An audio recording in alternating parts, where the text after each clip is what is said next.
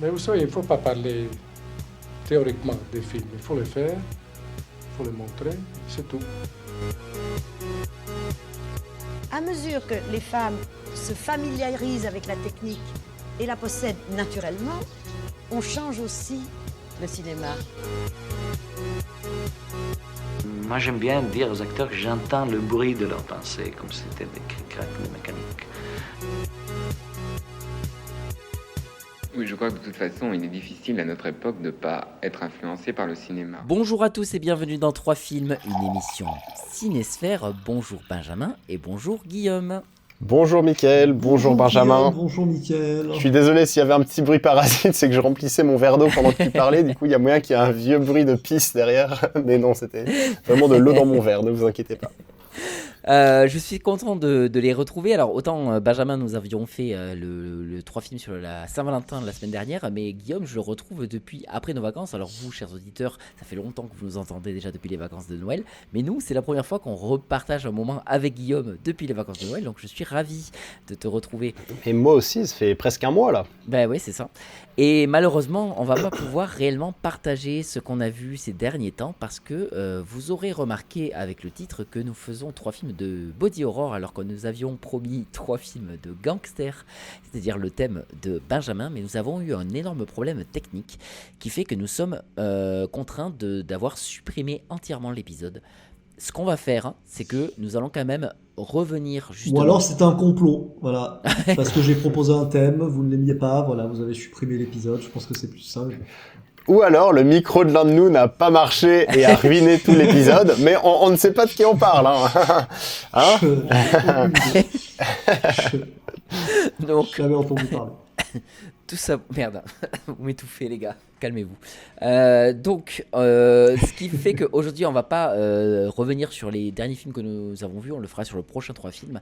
Mais là, nous allons juste revenir sur, on va faire un peu un mini épisode dans l'épisode et on va revenir un peu sur le premier 3 films que nous aurions dû faire. Et après, nous allons enchaîner avec le body horror. Et ne vous inquiétez pas, on va pas faire 2 fois 1h30. On va venir assez vite sur le premier 3 films et sur le thème des gangsters. Donc, Benjamin, tu avais choisi thème de gangster et tu avais choisi quel film, dis-moi? Alors moi j'avais choisi Donnie Darko, que j'avais... Non, Brasco, mais allez, ça commence bien. à chaque fois, donc Donnie Brasco, l'histoire de Johnny Depp qui se déguise en lapin et qui fait peur aux gens. Non, du coup, c'est un film que j'avais vu déjà, Donnie Brasco, ça fait plus de 10 ans que j'avais vu ce film. Et je me rappelle que j'avais des très bons souvenirs, et vu que ça faisait un moment que je l'avais pas vu. Ça faisait un petit moment que je le voyais passer sur Netflix et tout, il y a été pendant un moment, et du coup, voilà, je voulais revoir ce film. Et puis voilà, en parlant avec vous, vous m'aviez dit que vous l'aviez pas vu. Donc c'est pour ça que je me suis dit, c'est l'occasion. Et bon, j'ai autant aimé que le premier visionnage, mais parce qu'on est vraiment dans ma came de film. C'est un film de gangster avec des bons acteurs que j'aime.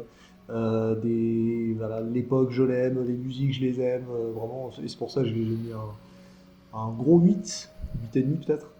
Et du coup, ouais, c'est pour ça que je vais pas m'étaler dans le sens où tout est bien dans ce film. Et tout fait que c'est pour moi. Donc voilà, bonne musique, bonne réal, bon scénario adapté d'une histoire vraie, qui a été adapté en livre, il me semble. Et après, ils ont fait ce film. Mais non, le duo d'acteurs est incroyable. On s'était un peu attardé là-dessus sur l'enregistrement, feu l'enregistrement. Et du coup, ouais, le duo marche super bien. Donc Johnny Depp et Al Pacino. Al Pacino qui joue un... C'est loin d'être un parrain de la mafia, mais Ouais, bon, c'est une petite frappe, quoi. Une petite frappe Mm. qui a quelques mecs sous ses ordres, mais bon, il y a encore pas tant que ça. Et Johnny Depp, donc, qui est donc Donnie Brasco, qui est un flic infiltré. Ça se passe dans les années 80, je crois. Et voilà, donc les mecs sont très stylés, ils sont charismatiques, la complicité des deux marche super bien aussi. Donc voilà, c'est pour ça que j'ai passé un très bon moment et j'étais très content de le revoir. Moi, c'est vrai que j'avais passé aussi un bon moment devant. Bah, après, en général, devant les films de gangsters, c'est très rare que je passe un mauvais moment devant. J'avais bien aimé ce côté aussi flic infiltré qu'on retrouvera avec mon film aussi. Mais c'est vrai que c'est quelque chose qui était super intéressant. Et c'était. Enfin, avec mon film et avec le film de Guillaume, en fait. C'est vrai on a choisi tous les trois des films de flics infiltrés. C'est ça qui est assez fou. Mais j'ai tendance à l'oublier parce que je me rappelle quand on avait parlé avec celui de Guillaume. J'avais même pas capté que c'était un flic infiltré. Ah oui, c'est vrai, oui. Mais pour de vrai, non, c'est vrai que c'est Denis Brasco, c'est quelque chose qui m'a beaucoup plu. Et moi, c'est vrai que j'ai adoré aussi, pareil, le personnage d'Al Pacino qui, pour une fois, joue pas le grand chef ou quelque chose. Enfin, c'est pas le. C'est vraiment un petit gars et en fait tu as tellement d'affection pour lui justement parce qu'il est justement un petit gars et du coup tu t'es accroché parce qu'il a ses petites valeurs à lui et c'est des valeurs avec lesquelles tu comprends. Il vit dans un appart un petit peu miteux mais il essaie d'être bien et lui ce qu'il veut c'est juste être bien, tu vois, et il veut faire confiance aux gens et il veut pas qu'on le trahisse. Et le problème c'est que il y a cette relation un peu avec Johnny Depp. Johnny Depp le trahit parce qu'il est réellement flic et en même temps ils ont une affection l'un envers l'autre et t'as envie de dire putain le pauvre Johnny Depp, tu vois qu'il a pas envie de le trahir mais parce qu'il commence à avoir de l'affection pour lui et donc il va essayer de le sauver à la fin, il n'y arrive pas mais il va essayer de le sauver en lui disant écoute barre-toi en fait, prends le fric, prends le bateau, barre-toi en fait et il le fait pas et ça va finir qu'il va finir par se suicider le pauvre bonhomme mais c'est vrai que c'est triste parce que tu sens qu'ils ont eu une accroche tous les deux qu'il y a eu vraiment une affection parce que Johnny Depp commence à avoir c'est un peu le lot, on va dire, des flics infiltrés, c'est qu'ils commencent à avoir de l'affection, malheureusement, pour l'infiltration et pour les gens avec qui ils travaillent à l'intérieur de l'infiltration. Et il y a un peu de ça avec Johnny Depp, c'est qu'il commence à réellement aimer ce qu'il fait en tant que flic infiltré et il commence à aimer son milieu de gangster en fait. Et quand il rentre chez lui, la seule chose qu'il a envie de faire c'est frapper sa femme parce que c'est une partie de sa vie en tant que Johnny Depp tout court aussi. Mais c'est allez yes. mais voilà. mais voilà, après en général ça reste un très bon film et j'ai passé un bon moment aussi. Ouais, j'avais moi j'avais toi, Guillaume Oui, Benjamin, je vais te répondre. Qu'as-tu pensé de ce film? Yes, j'avais été un peu déçu en le voyant parce que je m'étais un peu ennuyé devant. Alors j'avais pas passé un moment horrible devant ou quoi, hein, mais c'est vrai que je me disais ah ouais, un film avec Johnny Depp, Al Pacino, je me demande ce que ça va donner le mélange et tout. Et effectivement, je pense que leur complicité c'est ce qui a le mieux marché dans le film. Mais en dehors de ça, je me suis pas mal ennuyé, je trouve. Bon, alors du coup, ça remonte un peu, hein. Je vous cache pas que là, ça commence, ça fait plus d'un mois que j'ai vu le film, pour la première fois en plus. Donc, je me souviens plus très bien de tous les tenants et aboutissants. On n'est pas là mais pour je me ça, souviens que j'avais été perdu par la fin aussi, parce que le film se termine, ils se font arrêter par le FBI, et après on les voit eux dans un bar en train de parler entre eux, de dire ah c'est bizarre, y a un flic qui est venu me voir et qui m'a dit que Johnny Depp c'était le traître. Et moi je suis là, attends mais tu viens de te faire arrêter, pourquoi ils t'ont relâché, quoi. Bon bref, j'avais été un peu perdu et je me souviens que c'était pas la seule fois du film, je crois, il y a des moments où j'étais un peu intrigué. J'ai toujours été dans ce truc que la justice, comme ça prend son temps quand même, entre les moments où tu mets les preuves et tout, pour l'instant, tant que tu n'es pas réellement prouvé en tant que coupable, c'est l'approbation, ouais. Tu as le droit de faire ta vie, quoi. Et je crois que c'est ça, voilà. Une peine de probation, non non, c'est un autre nom, je crois, de récession ou je sais plus trop quoi. Enfin bref, voilà. En attendant ton jugement, ouais, mais souvent, quand t'es un gros trafiquant ou un truc comme ça, je crois que t'es censé être emprisonné. Au moins garde à vue, mais on peut payer ta caution, je crois, aux États-Unis ou un truc comme ça. Donc, bref, OSEF. Mais en tout cas, pour ce qui est du film, même les personnages, je m'étais un peu perdu parce que t'en as plusieurs qui s'appellent pareil. Je crois que Michael Madsen, il a le même nom qu'un autre personnage aussi. Et je me dis, bon, ok, alors c'est vrai que, voilà, cliché, mafia, italienne, tous ces trucs-là, ils ont tous le même nom. Mais bon, faut pas déconner. Et Johnny, ouais, t'as vu Johnny ah ouais, je crois qu'il est avec Johnny, chez Johnny. Yes, allez, oui, c'est bon. Mais en tout cas, oui, voilà, pour moi, c'était un gros 6, on va dire. Gros 6 ou petit 7, mais j'avais quand même mis gros 6 parce que je garde pas un souvenir exceptionnel de ce film. Hein. C'est aussi l'avantage, hein, quand on parle un mois après, c'est que je me rends compte que je me souviens de quasiment rien du film. Bien sûr. Ne serait-ce que la trame principale. Enfin voilà, je sais juste que c'est Johnny Depp qui s'infiltre et Al Pacino qui joue les gros bras, alors que voilà, c'est un peu une petite frappe et il a ce côté un peu touchant. Et c'est vrai que c'était marrant de voir Al Pacino dans ce rôle-là. Mais en dehors de ça, le film ne m'a pas vraiment marqué outre mesure. Et voilà, j'étais content de l'avoir vu, mais sans plus, quoi. Ok. Alors maintenant, on va passer sur Infernal Affairs, donc le film que j'avais choisi moi, qui est... bon, normalement c'était le troisième, mais c'est pas grave. C'est un film donc chinois, réalisé par... est-ce que vous pouvez me Hongkongais, le non, rappeler c'est pas... Oui, Hongkongais, mais c'est pareil, Hongkongais. Hong Kong c'est en Chine. Andrew Lau et Alan Mack. Ok. Et merci beaucoup, c'est très gentil. Je Et t'en donc prie. avec alors un acteur, le seul que je retiens c'est Tony Leung parce qu'on en a reparlé il y a pas longtemps dans In the Mood for Love, et un autre acteur dont je me souviens pas le nom, mais je crois que c'est un des deux réalisateurs, je suis pas sûr. Andrew Lau, C'est peut-être. Andrew Lau. Ouais, c'est Andrew Lau, Ouais. ouais, c'est ça. Et donc c'est pareil, c'est une question d'infiltré, mais en fait tout simplement parce que c'est le film original des infiltrés de Scorsese. Donc en gros, vous avez un flic infiltré chez les gangsters et un gangster infiltré chez les flics. C'est un film donc moi que j'avais beaucoup aimé la première fois que je l'avais vu parce que je connaissais bien les... Enfin bien, non, j'avais déjà vu les infiltrés de Scorsese que j'aime beaucoup. De Scorsese. Je sais jamais comment prononcer son nom, ça m'énerve. Et Scorsese. Je sais pas. Et donc du coup j'aimais bien ce film-là. Je savais que les Infernal Affairs était le film original. Je me suis dit bah tiens, moi qui aime bien les films hongkongais, il y a moyen de passer un bon moment. J'ai passé un bon moment. Je trouve qu'il y a quand même beaucoup d'idées de mise en scène. C'est un film très beau avec des superbes plans et c'est ça qui est bien avec les hongkongais, c'est qu'ils s'éclatent au niveau des plans de caméra et tout. Et ils s'en foutent de si ça va être bien ou pas. Ils essaient en tout cas et ça c'est génial. Et il y a plein de moments où tu te dis, où il y a vraiment des putains de beaux plans quand il y a sur les toits et tout de Hong Kong, c'est assez magnifique.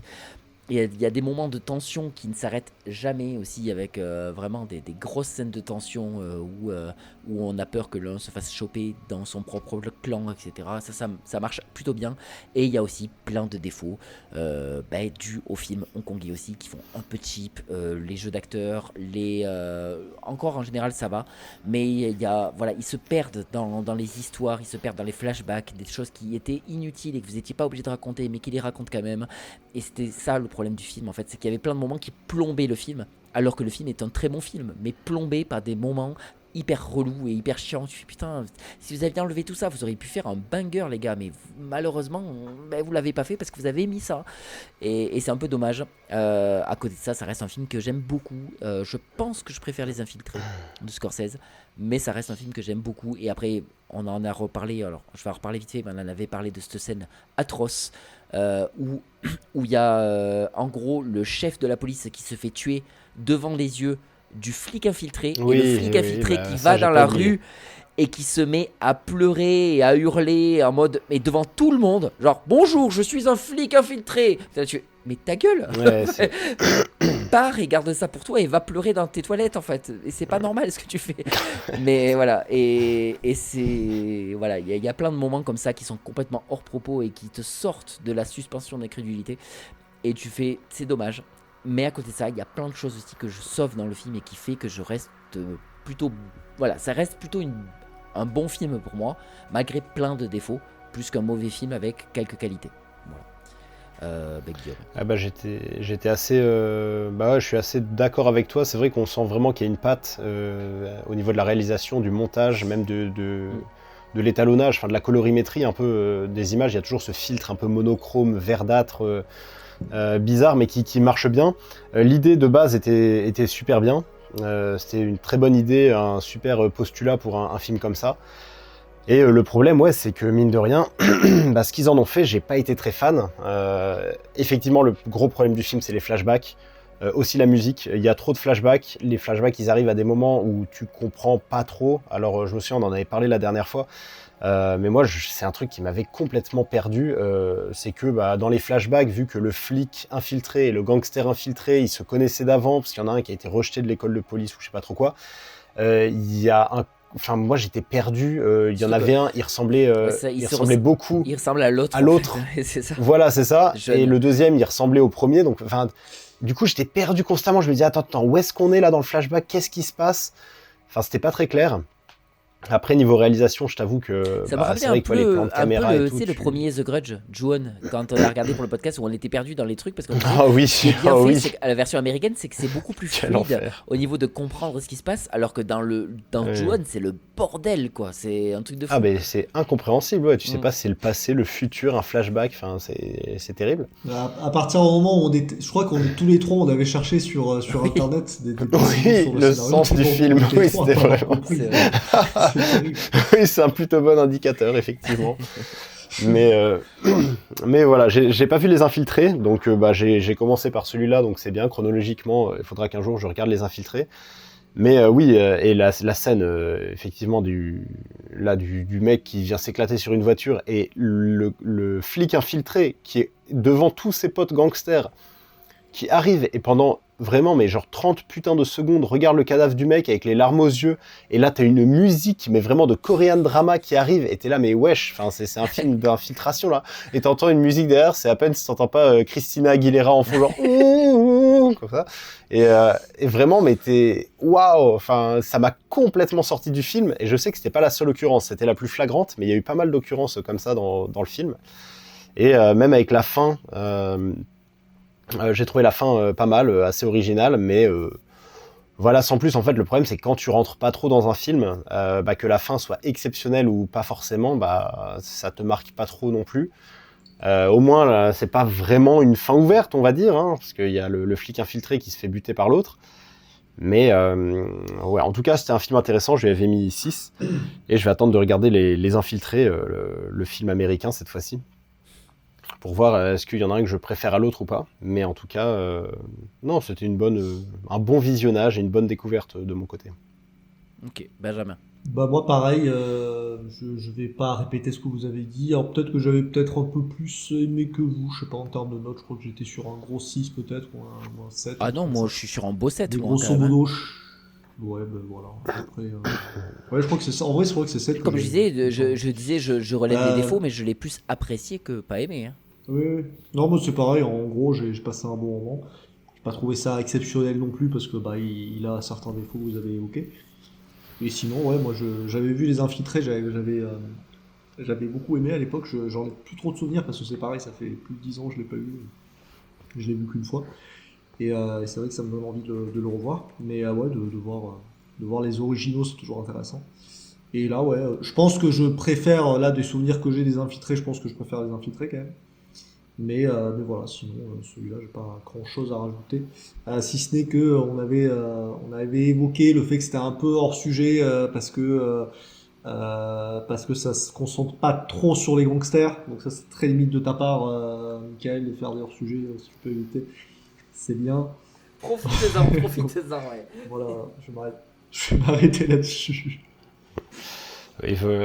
Les auditeurs comprendront la blague Ouais. dans 1 heure à peu près. Il se peut qu'il y en ait un qui se soit incrusté dans ce podcast. Il se peut que ce soit celui qui a foiré l'enregistrement la dernière fois, mais voilà, je ne fais pas d'amalgame, bien sûr. Je les accumule en ce moment. 2026 commence très mal. T'inquiète, c'est pas grave, bientôt c'est au tour de Michael. Donc, ok, on va maintenant passer au 3e film qui était le film de Guillaume. Qu'est-ce que tu as choisi? Oui, bien sûr, j'avais choisi Les Promesses de l'ombre, qui est un film que j'aime beaucoup, un des rares films que j'aime beaucoup de David Cronenberg, qui est un réalisateur que je respecte, honnêtement, hein, c'est pas un gars que j'aime pas du tout ou quoi. C'est juste que j'ai un peu de mal avec son cinéma. Lui, justement, il est dans le thème aujourd'hui, avec le body horror.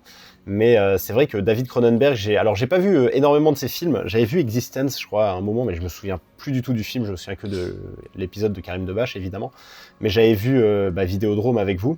Et j'avais vu A History of Violence et Les Promesses de l'ombre. La Mouche, qui sont tu l'as ces jamais deux vu films. Ah si, bien sûr, oui, bien sûr, La Mouche, Ok. je l'ai vu. Et donc j'avais vu A History of Violence et Les Promesses de l'ombre, qui sont deux films, je crois, qui se suivent dans sa filmographie, genre de 2004 et 2007 ou un truc dans le genre, les deux avec Viggo Mortensen.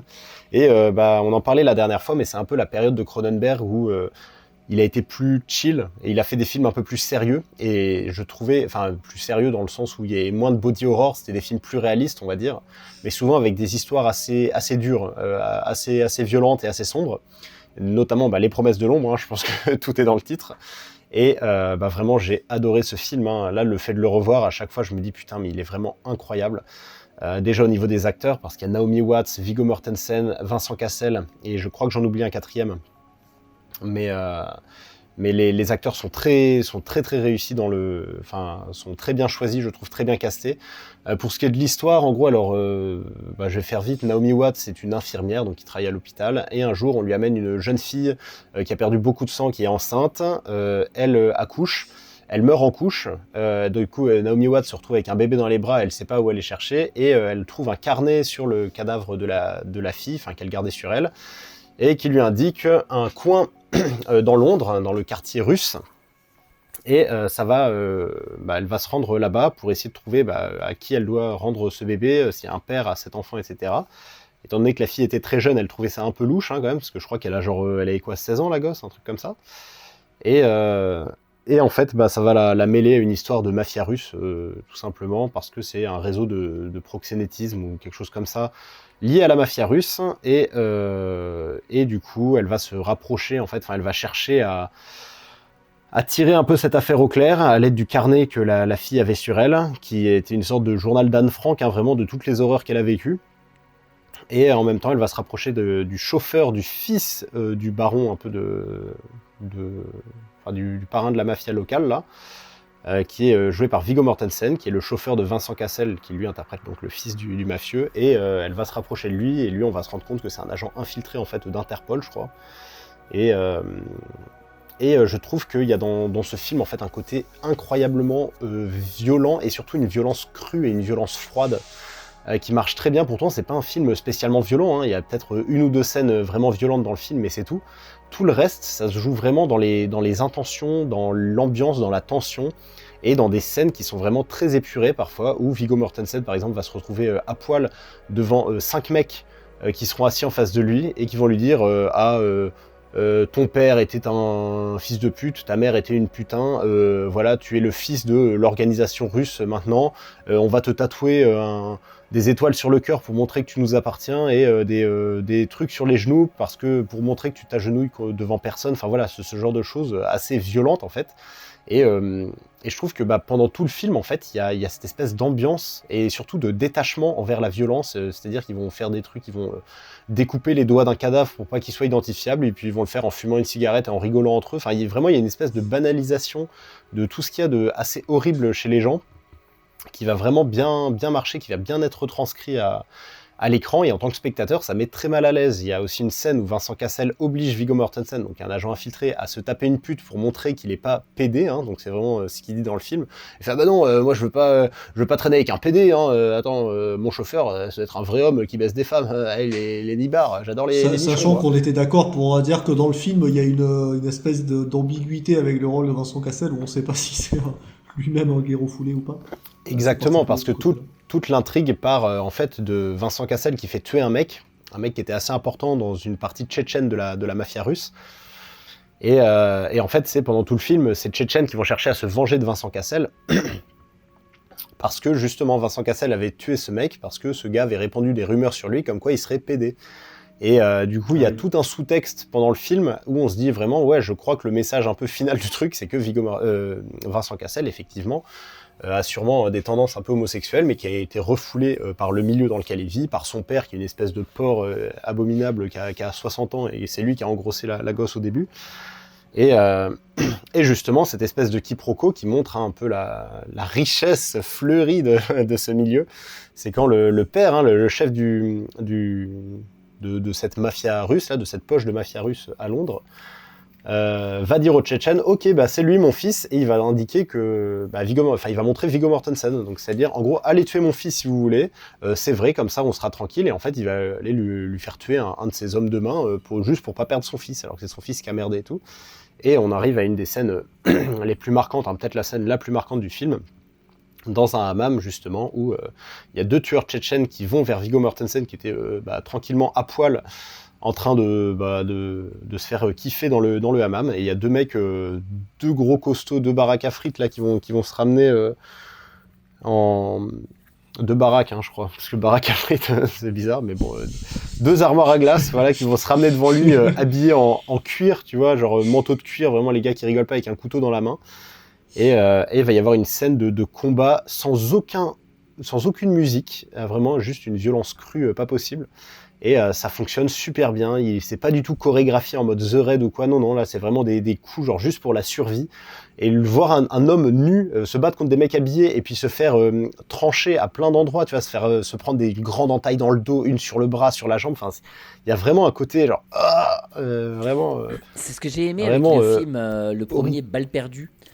Quand t'as Alban Lenoir qui tabasse des gars au début, mais tu sens qu'il galère et il tape et il se fait taper et du coup c'est lent, c'est long, c'est dur, mais tu vois qu'il en veut, tu vois. Il y a la scène où il s'échappe du commissariat. Oui, c'est ça, exactement, je pense que c'est cette scène-là. Il y a une scène comme ça où il s'échappe du commissariat, il a les menottes au début. Et il galère, quoi. Et c'est génial parce que ça fait réaliste, justement. Tu te dis, putain, les coups qu'il prend, c'est pas des je prends 20 coups et je suis toujours aussi frais, quoi. C'est je prends 20 coups, j'en peux plus.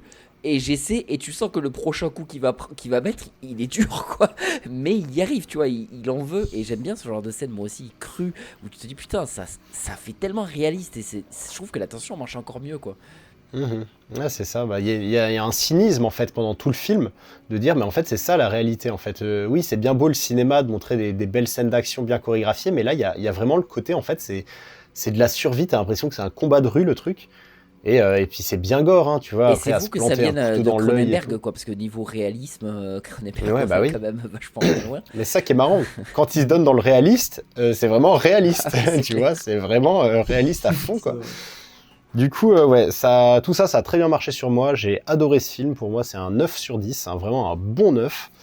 Et oui, voilà, je serais curieux d'entendre ce que vous en avez pensé. En vrai, j'ai un peu oublié, donc ça m'ira de... Non, moi je disais, c'est dommage parce que moi je m'étais un peu fait chier dans le film et je m'en étais voulu. Ça fait partie de ces films dans lesquels j'étais pas dans le mood. Et c'est un peu le problème du podcast, je remarque, parce que je le dis de plus en plus ces derniers temps, où je sais que j'aurais pu préférer le film si j'étais dans le bon mood pour le regarder. Et comme on a un côté un peu l'obligation de les regarder, il y a des moments, je sais que je les aime pas à leur juste valeur. Et c'est exactement ce que je pense avec ce genre de film. Il y a plein de moments avec lesquels je suis tellement d'accord avec ce que vous avez dit pendant tout le long du podcast quand on l'avait enregistré justement, et je me dis mais malheureusement moi je l'ai pas senti comme ça parce que je me suis fait chier, que j'ai mis pause, que je suis sur mon téléphone et tout, et je m'en veux quand je suis comme ça. Et ça en fait partie de ces films-là. Il y a des films avec lesquels j'y arrive où je suis pas comme ça parce que je suis dans le bon mood et donc du coup je les regarde d'une traite et tout. Mais là j'étais pas comme ça devant ce film. Et je m'en suis voulu parce qu'il est beau. Déjà, on a parlé aussi que moi, esthétiquement, je trouve que les moments où ça se passe chez le russe, justement, chez le gangster et tout, c'est magnifique en fait, parce que au niveau des décors, c'est juste ultra beau. Au niveau des lumières, au niveau des couleurs, c'est magnifique. Le film est putain de beau en fait. Vraiment, faut le voir pour le croire. C'est magnifique. C'est un film magnifique. Mais tous les plans sont beaux. Et à côté de ça, le film est bien, il est intéressant. Et comme tu dis, le côté violence froide et tout, ça marche du tonnerre. Mais je me suis beaucoup ennuyé devant. Et c'était le petit problème, c'est que je suis sûr que je me serais pas ennuyé si je l'avais vu dans le bon mood. Donc c'est le genre de film que je reverrai avec grand plaisir. Quand comme Fast and j'aurai Furious 5. envie de le revoir, en fait. Voilà. Ouais, non, je comprends. Ça me fait penser au dernier plan du film. On en avait parlé aussi la dernière fois où lui, il est assis. Maintenant, c'est Vincent Cassel qui a la tête du truc. Son père, il s'est fait arrêter. Et Viggo Mortensen qui est son fidèle second, et on le voit assis, vraiment qui pète la classe avec ses tatouages sur les mains, parce que aussi l'affiche du film, je la trouve magnifique. C'était mon fond d'écran sur téléphone pendant plusieurs années. Je la trouve géniale, elle est toute simple, vraiment, c'est 2 mains en costard tatouées sur un fond noir, mais ça marche du tonnerre. Moi j'avais parlé et le aussi... voir lui... Vas-y, pardon. Non, et juste le voir lui, Viggo Mortensen à la fin assis autour de sa table dans le restaurant avec la caméra qui se rapproche petit à petit, c'est tellement stylé. C'est une belle note pour finir ce film. Mais c'est vrai que moi, il y a une scène que j'en avais parlé aussi qui m'avait plu, alors que bon, c'est beaucoup moins glamour. C'est la scène où Vincent Cassel le force à coucher avec la prostituée et pour le tester un petit peu. Et du coup, il lui dit de coucher avec la meuf et tout. Et ils discutent de tout et de rien en même temps qu'il couche avec la meuf. Ouais, oui, c'est ça. Et il y a un moment où il y a un plan large où tu le vois juste au centre en doggy style avec la meuf, quoi. Et ils discutent de tout et de rien. Mais le plan est magnifique en fait. Vraiment, c'est con parce que c'est glauque. C'est ultra glauque. Tu le vois nu avec une meuf devant lui, quoi, et qu'il prend en levrette. Donc c'est censé juste être glauque, mais pour de vrai, c'est ça qui est fou avec ce film, c'est que c'est glauque, mais c'est beau en même temps. Et du coup, enfin voilà, il y a des moments comme ça où je me dis c'est assez, c'est vraiment bien réalisé, quoi. C'est vraiment pas un trou de balle ce Cronenberg. Benjamin. Ah non, bah pareil, encore une fois, je vais pas répéter ce que vous avez dit et j'ai pas forcément grand chose à rajouter. Mais pareil, c'est ce genre de film que je connaissais de nom depuis longtemps et que j'ai beaucoup aimé. Je crois que c'est pareil, j'ai mis un 8, il me semble. De toute façon, sur le trio, je crois qu'on est à 2, 8 en 7, un truc comme ça. Donc vraiment une bonne cuvée pour moi, je suis pas déçu du thème que j'ai proposé et des films que j'ai vus. Donc celui-là, pareil, il déroge pas à la règle et pareil, les acteurs notamment, c'est vrai que Viggo Mortensen, oui, évidemment, qui pète la classe et qu'il a un surplus de charisme fou. Enfin, donc il peut faire n'importe quel rôle et il pète la classe, quoi. Donc là, forcément, avec un costard et les cheveux en arrière et tu mets ça dans un contexte de mafia russe, bah, ça passe crème. Et surtout, oui, à la fin, quand il devient un peu un boss. Mais non, sinon, pareil, bah, j'ai beaucoup aimé ce film. Je pense pas que ça va non plus devenir genre il va peut-être pas rester dans la mémoire, voilà, parce que c'est pas le meilleur des trois que j'ai vu là, par exemple. Mais sinon, j'avais pas forcément trop d'attentes parce que c'est vrai que je connaissais de nom, mais je connaissais pas forcément. Je connaissais pas trop de détails du film. Mais non, vraiment très très très bien. Donc voilà, je vais pas m'étaler plus.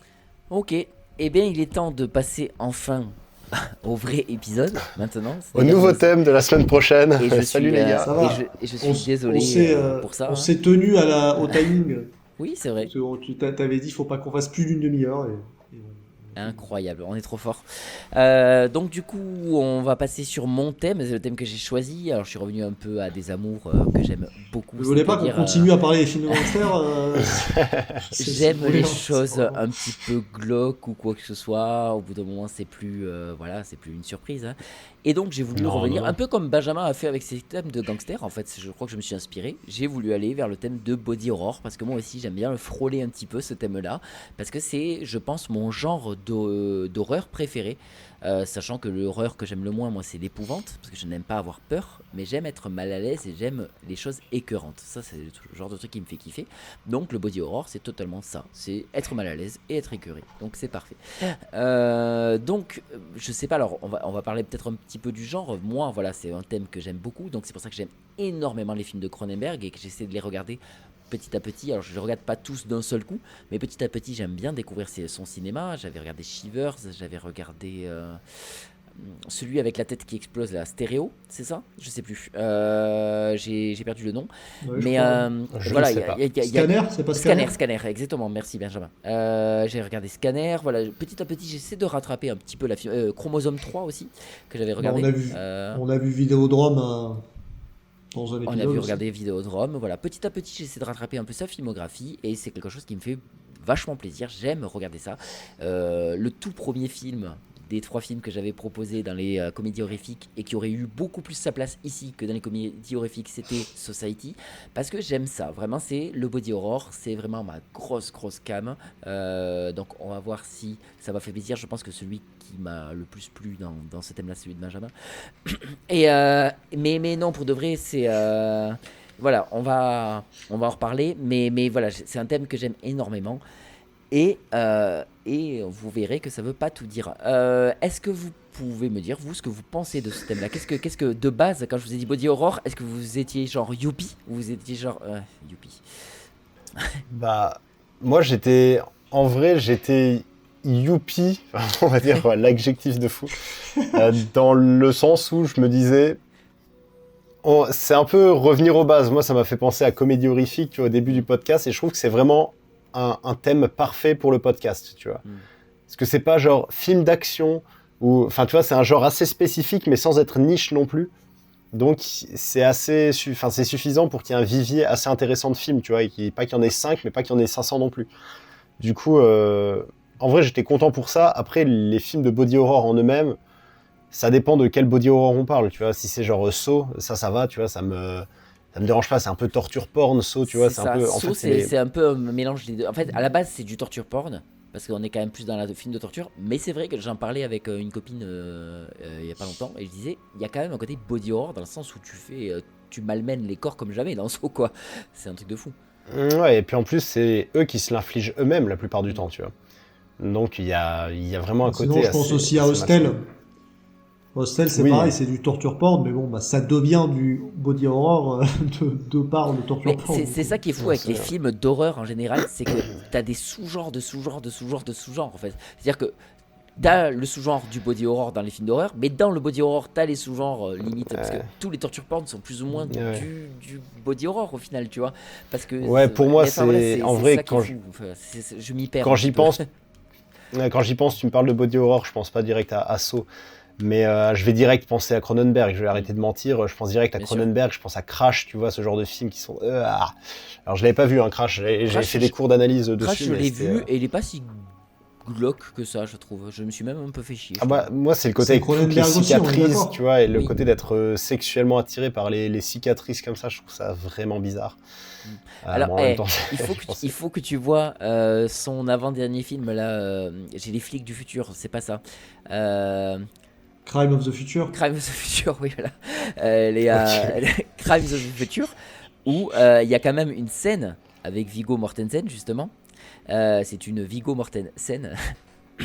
Et donc, du coup, Let's go. Lui, en 2026 commence bien. Et donc, du coup, cette scène-là, où il a le ventre ouvert, parce que c'est esthétique. C'est un film où les corps mutilés sont devenus quelque chose d'esthétique dans ce monde-là. C'est un futur où, voilà, esthétiquement, on se mutile le corps parce que c'est. Et lui, en fait, il s'est fabriqué une braguette de ventre où il peut ouvrir son ventre quand il veut et le fermer. Et il y a la meuf jouée par la française que tu n'aimes pas là. J'ai perdu Léa Seydoux. Léa Seydoux. Et putain, vous êtes trop fort aujourd'hui. Vous rattrapez tout ce que j'ai envie de dire. Et donc du coup, tu m'as dit la française que j'aime pas, il y en a pas 400. Et donc il y a Léa Seydoux qui lui fait un cunilingus de ventre. Du coup, en fait, elle lui ouvre la braguette du ventre et elle lui comme ça dans le ventre. Et là, tu fais. C'est ce que j'aime chez Cronenberg. Clairement, j'étais trop heureux qu'on retrouve ça chez Cronenberg. Ça faisait longtemps qu'il n'était pas revenu. Quand il revient dans le body horror, il revient dans le body horror à fond. Mais non, parce que non seulement c'est du body horror, mais en plus avec Léa Seydoux, donc c'est doublement film d'horreur. Et sexuellement en plus, voilà, il y a le côté sexuel dans les cicatrices, du coup, clairement. Alors, il n'y a pas de sang. C'est le genre de choses un peu bizarre où vraiment il n'y a pas de sang. C'est-à-dire que tu lui ouvres le ventre, mais il n'y a pas de sang et elle le lèche sa cicatrice de ventre, enfin c'est bizarre, voilà, mais c'est bien, c'est un bon film, c'est pas un excellent film, mais c'est Crash, quoi. Mais en tout cas, ouais, le body horror, ça m'a jamais vraiment parlé. Ça peut être divertissant, comme dans Society, on s'était foutu de ta gueule, mais en vrai, moi, c'est un film qui m'a un peu marqué, mine de rien, tu vois, que j'ai trouvé marrant, sans être horrible, qui m'a fait peur ou quoi. Mais le body horror en lui-même, voilà, non, c'est pas un genre qui me fait vibrer ou quoi, hein, c'est... Ok. C'est intéressant à voir, parce qu'il n'y a pas beaucoup de films, mais ça peut vite tomber un peu dans le torture porn ou dans vraiment le truc un peu décadent, bizarre, quoi. Moi, pareil, j'étais pas forcément youpi, comme vous dites. Vraiment le podcast de CP, quoi. Mais du coup, non, j'étais pas youpi, j'étais pas spécialement...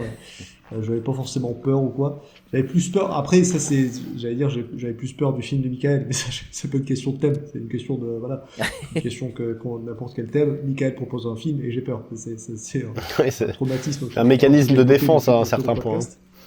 C'est ça. Mais non, en vrai, sinon ça m'évoque. C'est bizarre parce que quand tu as parlé du thème de body horror. En fait, je me rends compte que c'est très rattaché au côté pratique des années 80. Et c'est vrai que les premiers films qui me sont venus en tête quand tu as parlé de body horror, j'ai pas pensé à des films récents. J'ai pensé que à des trucs genre Street Trash par exemple. Ouais. Je spoil, mais ce sera sur l'écran de toute façon. Mais voilà, et là pour le coup, on est vraiment dans le truc auquel j'ai pensé. Et moi aussi. C'est vrai que quand je pense au body horror, je pense aussi aux années 80 parce que c'était la grande ça a été en fait, en gros, Ouais, quand c'est ça. l'âge d'or du body horror, c'est là. Aujourd'hui, les body horror, à part The Ouais. Substance qui a fait un gros carton, vraiment, il n'y en a pas des masses, quoi. Oui, c'est vrai. Ben, on va de suite passer donc au premier film, qui est mon film, qui est Thanatomorphose. Alors à la base, j'ai proposé ce thème, parce que je voulais le voir, ce film. J'avais une curiosité malsaine envers ce film, parce que, en gros, il n'y a pas beaucoup de Mais synopsis. pourquoi tu ne nous laisses pas tranquille quand tu fais ça, si tu veux voir des films, regarde-les. En gros, je me suis dit, tiens, j'ai envie de voir ce film parce que on est vraiment à 100%, vraiment, dans le body horror, dans le sens où vous regardez une personne pourrir et nécroser du début à la fin. Voilà, il n'y a rien d'autre dans le scénario qu'une personne nécrose du point A au point B pendant 1h30. Elle est au début bien et à la fin, c'est un cadavre dégueulasse. Voilà, vous avez rien de plus que ça dans ce film. Et c'est ça le problème. Parce que même moi, Exactement. j'ai beaucoup hésité à presque annuler ce film. Quand je l'ai vu, j'ai fait, mais est-ce que je veux vraiment ça? Est-ce que je veux vraiment forcer mes copains à regarder ça en fait? Parce qu'au bout d'un moment, je veux bien hein, que c'est la blague Michael, Une il réaction propose des très films saine. bizarres et machin et tout. Et j'ai hésité et j'ai commencé à envoyer dans la conversation commune à mes copains, je suis pas sûr que j'assume vraiment ce film parce que je pense que c'est bien, je l'ai vu moi, peut-être que c'est le moment de changer. Et puis j'ai annulé ce truc-là, j'avais supprimé mon message et tout parce que je me suis dit au bout d'un moment, il faut assumer les choses. J'ai proposé ce film, on l'assume et on le détestera ensemble parce que je pense que alors, peut-être que je me trompe, mais je pense qu'on l'a tous détesté. Et je suis le premier à avoir détesté ce film. Mais je ne l'ai pas détesté pour les scènes dégueulasses, je l'ai détesté parce qu'il est nul, en fait. C'est le Hills du body horror, en fait. Il se passe strictement C'est exactement rien ce que je me suis dit. C'est du exactement tout ce que je me suis dans dit. ce film. C'est un film chiant à mourir. Le côté body horror est glauque et tout, et ça marche. Mais le problème, c'est qu'en fait, comme ils n'ont pas le budget, même le côté body horror, il y a plein de moments où il y a des gros plans insupportable parce que vous saviez pas quoi montrer et le problème c'est que comme le film ne veut montrer que ça, 1h30 tenir avec quelqu'un qui pourrit, c'est long, hein, c'est très long parce qu'il y a rien d'autre à se mettre sous la dent et il y a rien qui va au niveau de la cohérence du scénario. Genre il y a un mec qui vient baiser avec elle et quand il voit qu'elle est en train de devenir un cadavre, il dit ce serait peut-être bien que tu ailles voir un médecin. Oui, mais fais quelque chose, je sais pas, appelle la police par exemple. Déjà de base, c'est... Je commence à te couper, mais c'est vrai que c'est. Non, mais coupez autant que vous voulez. En fait, oui, non, oui. Mais en fait, quand j'ai envoyé le check du film en disant que je l'avais vu, j'ai failli faire des vannes après derrière et tout, mais je me suis dit on va garder ça pour le podcast. Mais j'ai vraiment failli vous poser la question en mode est-ce qu'il y a des gens sensés dans ce film? Parce que déjà elle, on commence par elle, hein, mais c'est le perso principal qui, je sais pas, au bout du premier jour où tu perds tes ongles, où tu perds tes cheveux, où t'as des nausées et tout, va voir un docteur. Non, elle passe une semaine dans sa maison à se dire, non, mais c'est même pas ça. Je vais me maquiller pour que ça se voit pas. Je ne sors pas de chez moi, mais je vais me maquiller pour que ça se voit pas. C'est ça aussi que j'allais dire, c'est vraiment, la meuf est dans le déni, mais c'est le déni de version hardcore, quoi. C'est même plus du déni à ce niveau-là, Et ouais, que. Mais je veux bien accepter ce genre de choses. Sur le coup, je veux bien accepter le déni juste pour qu'on ait un film. Il y a bien de moments où tu veux bien accepter que ce soit débile pour un film. Mais là, le problème, c'est que le film n'a tellement rien d'autre à te proposer à part ça que ça en est insupportable en fait. Ouais. Et puis il y a elle et il y a les autres. Enfin, il n'y a pas beaucoup de personnages dans le film. Non. Mais c'est vrai que les quelques personnages je crois que le film a dû valoir à peu près, allez, 2000 € de budget, je pense. Hein. C'est. Non, très honnêtement, je pense que t'as raison. En fait, le gros problème de ce film, c'est qu'ils ne savent pas faire un film. C'est le gros problème, c'est que il y a rien en fait. Il y a une idée et c'est tout. C'est tout. Mais vraiment, c'est même pas pour être méchant ou quoi. Le mec, il s'est dit, oh putain, ce serait marrant de faire un film où le personnage principal, il pourrit petit à petit. Et ça s'est arrêté là. C'était la fin du film. Le film était déjà prêt. En fait, quand il a dit ça. Il y a aucune recherche. Les acteurs sont catastrophiques. Tu sens qu'il y a une tentative de faire passer un message derrière, genre peut-être oh, la pauvre femme maltraitée, etc., qui en fait se laisse pourrir, un peu vision peut-être de la relation, j'en sais rien, qu'elle entretient, et puis je comprends même pas, son mec c'est une espèce de trou du cul pas possible, le gars, en plus ils sont québécois, donc le gars il parle en anglais avec un accent à couper au couteau, il joue super mal, et à un moment il va marcher sur un clou, il va faire yes, I'm going to take a glass of water. Il marche sur un clou, il fait ah tabernacle. Quand j'étais là, genre putain, oh là là. Ça me fait beaucoup rire parce que je savais pas que quand j'entends tabernacle, je m'attends à entendre l'accent québécois juste après en français. Mais c'est vrai que c'est rare d'entendre il parle anglais, parce que là, il y a le côté québécois, il y a aussi de l'anglais. Et du coup là, d'entendre tabernacle, juste après. Et puis, non, en fait, c'est ça, c'est. Non, vas-y. Si tu veux. Non, vas-y. Non, parce que j'ai encore des choses à dire, hein, je pense. Okay. Mais... Non, mais vas-y, c'est ça, c'est en fait, c'est le premier truc. En fait, je me suis dit, enfin, j'ai déjà constaté ça, mais des fois, tu sens qu'au bout de 10 minutes de film, tu sais si tu vas aimer ou pas. Là, à partir au bout de 10 minutes, je vais passer un très long moment. À partir de 5 minutes, même en dessous de ça, hein, des fois, à partir de 2 minutes, tu te dis, ok, à partir du titre, je me suis dit. Voilà. Moi, j'ai vu les maisons de production, j'ai fait, allez, c'est fini. Il n'y a même pas de maison de production, là, en plus, je suis sûr. 10 minutes, tu sais que c'est les 10 minutes les plus longues de ta vie et qu'il reste 1h30 après derrière, parce que le film fait 1h40. Et c'est vrai, et je vous avoue que j'ai vraiment hésité à arrêter à la moitié du film et à envoyer un message sur la con en disant je suis désolé, je parle que de la première moitié, mais c'est pas possible, quoi. Clairement. Parce que en fait, le problème, c'est dégueulasse. On s'en fout que c'est dégueulasse. On a vu je pense qu'on est tous les trois à avoir vu des films très gore. Oui, et tout. bien sûr. Et du moment que le film est bien. Mais c'est le seul truc que je sauve un poil du film. Et encore, quand je dis un poil, je spoil. Enfin, je spoil, non. Oui. J'ai mis 1 au film. Je l'ai détesté, réellement. Mais pareil, vraiment, moi aussi. Je pense qu'on est plus mais le 1 point, on a tous les 3 mis 1. Pour de vrai, incroyable. Le bingo gagnant, là. Mais pour de vrai, j'ai mis 1 je pense que moi, je vais à un demi-point pour la participation, quoi, mais c'est tout. Non, moi, j'ai mis 1 point pour les côtés un petit peu dégueulasses qu'il peut y avoir et qui peut marcher de temps en temps. Vraiment de temps en temps. Mais vraiment, je parle mais une fois sur 20. C'est très rare. Et il y a tellement de temps en temps où je me dis ah ouais, ça c'est un peu dégueu. Du coup, je suis content de voir un truc un peu dégueu parce que c'est ce que je voulais voir avec un body horror en fait. Mais le film. Ouais, et c'est le problème. C'est le film. C'est pas un film. Comme vous l'avez déjà dit, ce genre de choses. Vous l'aviez dit par exemple pour comment ça s'appelle, Zone humide, que c'est pas un film. C'est un peu comme ça que vous le décriviez. C'est pas ce que vous recherchez dans un film. C'est exactement ce que je trouve là dans ce film. C'est pas un film. C'est différent de ça, moi, ce que je pensais de Zone humide. C'est vraiment différent de ça. Maintenant que j'ai vu Thanatomorphose, c'est un chef-d'œuvre à côté.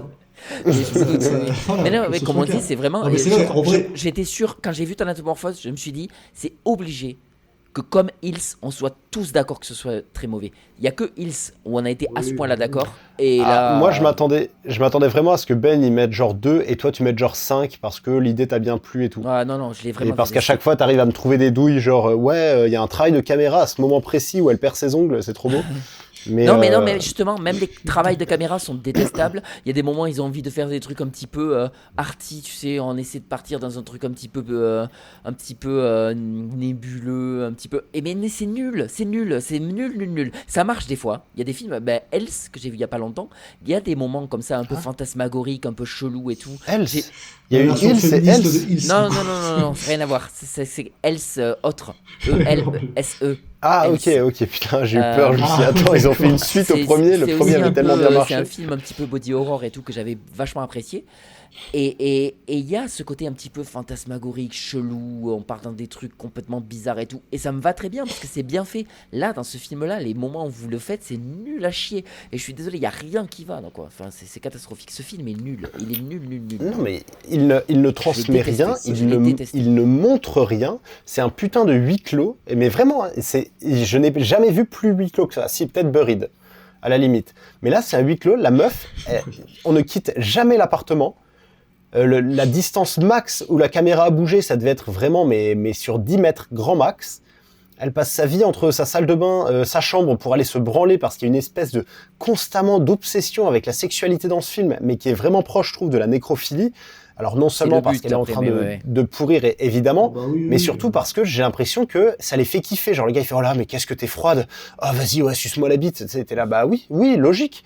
Tu vas vers une meuf, elle a l'air super mal, elle est froide comme la mort et tout, et tu lui dis bah vas-y suce-moi la bite. Et puis elle est là ah bah oui avec plaisir. Et puis tu sais ça dure bien longtemps avec les bruits et lui il est là genre tu sais vraiment enfin le truc ultra perturbant. T'es là mais enfin ok mais pourquoi tu montes ça. Et puis après tu sais elle va tousser, elle va recracher tout le sperme qu'elle a eu dans la bouche. Je suis désolé hein, mais vraiment enfin c'est vraiment non mais c'est là ça. genre mais pourquoi en fait tu fais ça enfin c'est vraiment une sorte de détraquer le mec qui a fait ce film. Quand tu le racontes comme ça, moi c'est le genre de truc qui pourrait me plaire généralement. C'est ça qui est pire, c'est que c'est le genre de truc que j'aime justement. J'aime bien ce genre de truc glauque, dégueulasse, machin et tout. Ça me fait kiffer. Mais là, ce film-là le moi, fait j'aime mal. la nécrophilie. J'aime faire l'amour à des cadavres. C'est-à-dire que niveau nécrophilie, j'avais vu les deux en plus parce que je suis con. J'ai regardé les deux films nécromantiques, qui est sur des films romantiques sur la nécrophilie. Ah oui. Et c'est tourné comme un film romantique, et j'avais détesté ces films. J'avais mis 3 et 2, je crois, un truc comme ça, au film. Mais ce film-là est encore pire. Parce que je trouve que dans Nécromantique, il y a des trucs quand même un peu plus réussis que dans ces films-là. Et je pensais pas qu'on pouvait faire pire que Nécromantique dans ce genre-là. Et en fait, si, il y a Thanatomorphose, quoi. Voilà, exactement. Et puis, bah, vraiment, il y a. En fait, c'est le vide. Bah, c'est un peu ce que disait Karim Debache pour House of the Dead, je crois. C'est que là, vraiment, bah, tu regardes ce film, tu fais le contraire, c'est-à-dire que vraiment à tous les niveaux, la musique elle est à chier, t'as l'impression que c'est une espèce d'orchestre, tu sais, philharmonique mais contemporain, tu sais, genre les mecs il y a tellement des giga tchads qui sont passés avant eux, tu sais, genre les Bach, les Mozart, Chopin et compagnie, qui sont passés que eux ils savent plus quoi faire, du coup ils font des trucs genre ting, tang, ting, ting, tang, comme ça, tu sais, des musiques absolument inaudibles, ils vont se dire oui, alors ça c'est mon concerto pour piano où dedans il y a 10 minutes de silence, mais en fait ce sont des notes, mais on les entend pas, tu sais. Toutes ces conneries, bah là, voilà, c'est ça pendant le film, la musique. Enfin, vraiment, ce film, il ne faut rien garder. Les acteurs sont catastrophiques. Il y a absolument zéro scénario. Le scénario, il tient sur un post-it, mais même pas un post-it, c'est sur un putain de papier de cookie de la fortune chinois. Alors là, pour le coup, il y a marqué la meuf, elle pourrit lol. Aurait pu aussi être. Ce film aurait pu être dans le. Si un jour on a le thème high concept, bah là, on est vraiment. On peut pas faire high concept. Ah mais j'en viens à regretter amèrement les moments où je dis ah putain American Nightmare ils ont une bonne idée et puis ils ont ruiné le film parce qu'après c'est chiant. Mais alors là, mais le gars il s'est arrêté à son idée de base. Il y avait zéro budget. En plus il y a quoi? Il y a 3-4 acteurs dans le film maximum. Enfin non, il y a 3 acteurs récurrent, donc il y a l'héroïne qu'on voit pendant tout le film se décomposer, en plus c'est super mal fait, les maquillages sont dégueux, et c'est entrecoupé d'espèces de films expérimental étudiants trop bizarres où le gars il s'est amusé avec des monochromes ou à cramer des pellicules devant l'objectif. Un vieux son qui fait bien mal aux oreilles pour faire genre... Ah oui, ça détruit les oreilles en plus. Enfin un son saturé. Et je l'ai vu ce matin avec le casque. Non, vraiment, ça faisait partie de ces moments où je me disais, je vais arrêter ce film. Vraiment. Déjà, il est nul et en plus, il me fait souffrir. Donc, et puis, tu sens qu'il allait au zoo des insectes, tu sais, dans un terrarium, tu sais, à genre Montréal, pour aller prendre un verre. Et après, il l'a mis genre sur des bouts de steak. Il a mis de la peinture dessus. Il a mis le verre pour faire genre, vous avez vu, il y a des vers sous la peau. Et moi, surtout, ce que je comprends pas, c'est pourquoi dans ces films-là, à chaque fois, ils ont besoin de rendre le truc sexuel. Genre la meuf, elle est en train de pourrir, il y a ses ongles qui tombent, elle a super froid et tout. Qu'est-ce qu'elle fait? Premier réflexe, elle va se coucher, puis elle commence à se toucher. T'es là, bah yes. Et après, il y a tout ce moment incompréhensible où t'as le gars pour le côté du rapport à son propre corps. C'est de s'aimer soi-même, etc. Donc ça, je peux comprendre limite, moi, ce genre de truc, de se dire, quand t'es dans le déni comme elle, de se dire, allez, la première chose que je vais faire... Bon, après, elle a jamais autant kiffé que là. C'est bizarre quand même, mais... Ouais, mais ça, moi, encore une fois, je trouve que le film rate tout, en fait. C'est-à-dire que je peux comprendre. En fait, c'est ça le problème, c'est qu'à chaque fois, c'est que je me dis, je peux comprendre, je pourrais aimer, c'est exactement ce que j'aime bien, mais tout est raté. C'est-à-dire comme les trucs du son saturé, machin et tout, dans un film bien fait, ça peut être bien en fait, ça peut être ultra intéressant. La preuve, par exemple, moi j'adore la saturation des sons dans Massacre à la tronçonneuse. La meuf elle hurle, ça te pète les tympans parce que c'est ultra saturé, mais c'est intéressant, parce que c'est bien fait. parce que c'est justement. Et puis ça souligne l'horreur de la scène et tout. Exactement. Là, le film, c'est juste, comme tu dis, il y a un côté un petit peu arty, et je suis désolé, moi, il y a des gens qui disent du bien du film, hein, mais moi, c'est des gens qui se branlent. Je suis désolé, vous dites du bien du film parce que devant justement, le film, parce que c'est un peu ce côté un petit peu, c'est ça, mais ce côté un petit peu arty de se dire, ouais, moi j'aime bien ce genre de choses. Non, tu fais semblant d'aimer parce que tu as passé un très mauvais moment devant, parce que ce film est nul. Arrête, c'est pas possible. Je pense que les gens qui ont aimé Thanatomorphose, c'est les mêmes qui ont commenté, qui ont mis des bonnes notes à Begotten. Oui, sûrement, mais évidemment, voilà, c'est exactement ça. Un jour, je sais que tu vas nous le proposer, ça va m'énerver, mais. Mais non, même pas parce que je vais devoir. T'as pas envie de revoir. Donc je ne le ferai pas. Non. Mais voilà, en tout cas, c'était vraiment une mauvaise expérience. Et c'est un 1 vraiment mérité parce que en fait, j'avais envie de dire. À la limite, je lui mets pas un, je lui mets 2 pour l'idée. À partir du moment où moi-même je mets un, vous pouvez. Oui, franchement, il n'y a pas des notes négatives là sur Sens Critique. Non, mais vraiment, j'ai passé un très mauvais moment et ouais, il y a rien. Ouais, les maquillages sont nuls et puis surtout, j'ai rien compris. Moi, il y a des moments où le gars il rentre et il fait oh ça pue, oh bon attends, je vais te baiser quand même. Et après il repart. Et après, elle finit. Ah oui, parce qu'elle les tue aussi. Elle les tue, ces mecs-là aussi. Ouais, elle commence à tuer les gens dans son appartement. Enfin, tu ne sais pas où le film va. Il y a vraiment. Enfin, et c'est nul. Et en plus, on voit rien, putain. On ne voit rien dans ce film. On voit rien. Il y a des gros plans. Et dans le noir, tout le temps. Enfin, c'est juste du cache-misère. Hein. C'est cache-misère le film, quoi. C'est un truc de fou. Ah oui, c'est vraiment ça. C'est ce qui m'a le plus énervé, je crois. Le mec, il a vendu les bijoux de mémé. Il s'est dit, allez, vas-y, je vais faire mon petit film là. Je vais avoir la Palme d'Or à Cannes et puis non, hein, j'espère bien qu'il s'est fait chier dessus parce que vraiment la seule bonne chose et encore du film, c'est l'idée de départ. Le postulat, c'est tout. Il n'y a rien d'autre, rien. Il est raté sur tous les points ce film. Je suis d'accord. Il est encore pire que Hills à mes yeux. Je pense aussi. Voilà. Ouais. Ah oui, je suis d'accord. Je pense. Mais pour une petite anecdote, j'ai regardé ce film ce matin. Donc il y avait mon frère qui était, il est reparti à Paris là, aujourd'hui, et du coup ce matin il était encore là. Et du coup il faisait des allers-retours dans la maison parce que j'ai la télé dans le salon. Et je lui ai dit très vite, quand tu passes, regarde pas l'écran, ça va pas te plaire. Et je crois que quand même il a checké sur des microsecondes et encore c'était pas les personnes. Et à un moment, je crois que c'était à la moitié du film qu'il pose cette question, il fait mais quel est le plaisir à regarder ça? Il me dit, je lui dis, mais clairement, il n'y en a pas. Hein. Je le regarde juste parce que c'est le podcast. Mais j'existe devant ce film. Moi, j'ai un peu eu la même chose avec ma meuf, à un moment, qui est venue me voir. Moi, j'étais devant mon écran, genre, les yeux ouverts et la bouche ouverte, mais comme l'emoji inquiet, vous savez, là, genre vraiment, comme ça. Et il y a ma copine qui arrive. Et qui fait « Oh, what the fuck is this ?» Et je dis « Non, en fait, c'est un film pour mon podcast. C'est mon ami pour le podcast. Il nous oblige à voir des films comme ça. » Et elle prend une petite pause. Elle me regarde et elle fait « But why is he still your friend ?» Et moi, j'ai trouvé ça incroyable.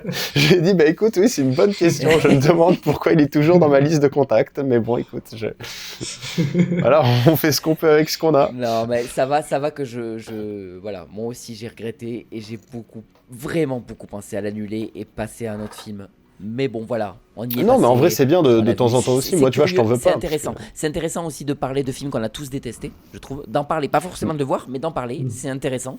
Et de se retrouver sur quelque chose. C'est ça, moi, j'aime bien, hein, parce que c'est vraiment un petit bijou rare que tu nous as trouvé. Et là, tu vois, je t'en veux pas comme j'avais pu t'en vouloir. Bon, t'en vouloir, c'est un bien grand mot, hein.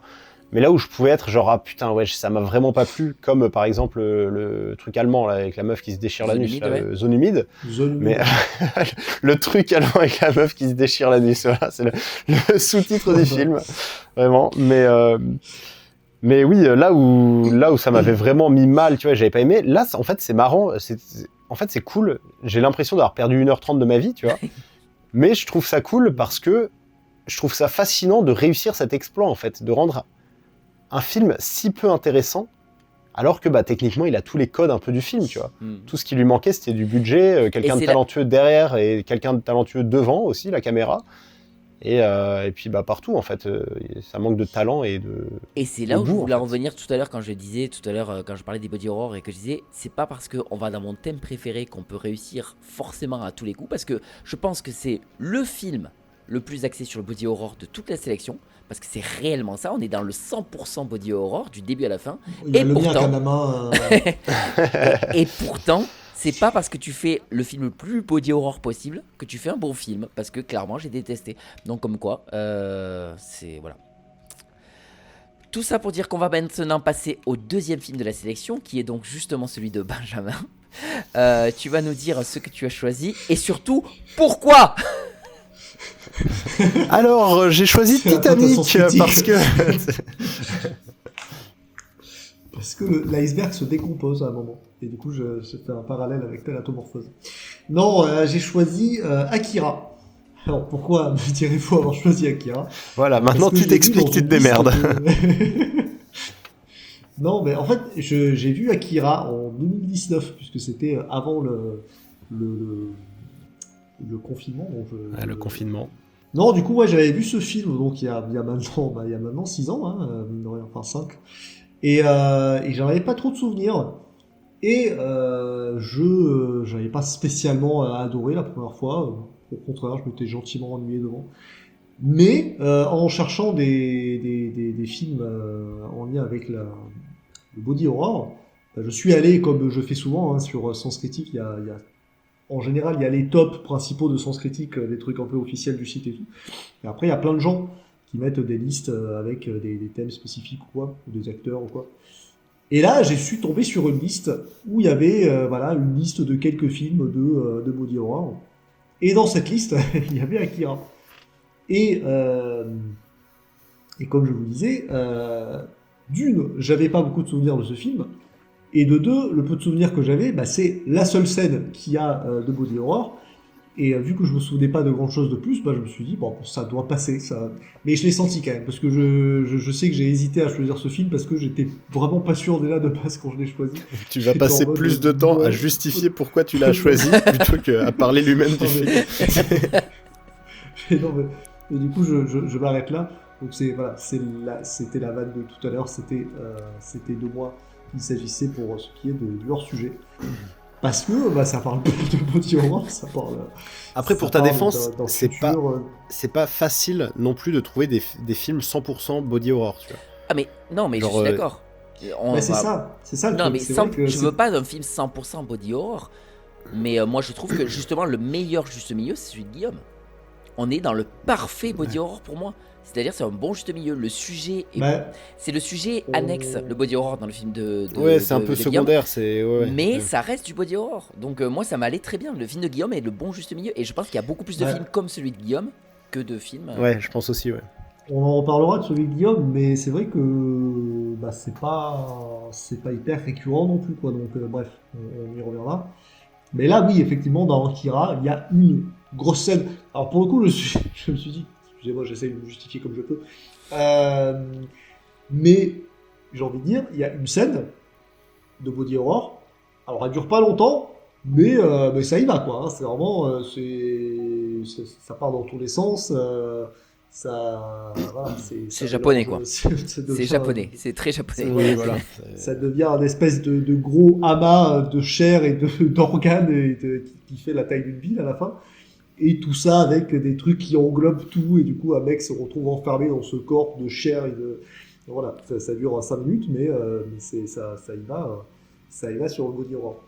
Mais non, sinon, à part ça, c'est donc un film qui se passe des années après la Troisième Guerre mondiale, qui se veut être du cyberpunk, on est d'accord là-dessus? C'est exactement ça. Ouais. Oui, oui, oui. Voilà. Donc voilà, c'est dystopique. Et du coup, Dystopique. Akira est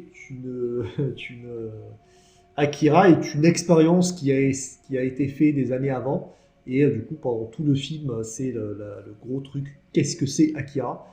Et en fait, il se trouve que ouais, c'est un espèce de sujet qu'ils ont gardé, sans forcément garder le corps, mais ils ont gardé quelques cellules et tout.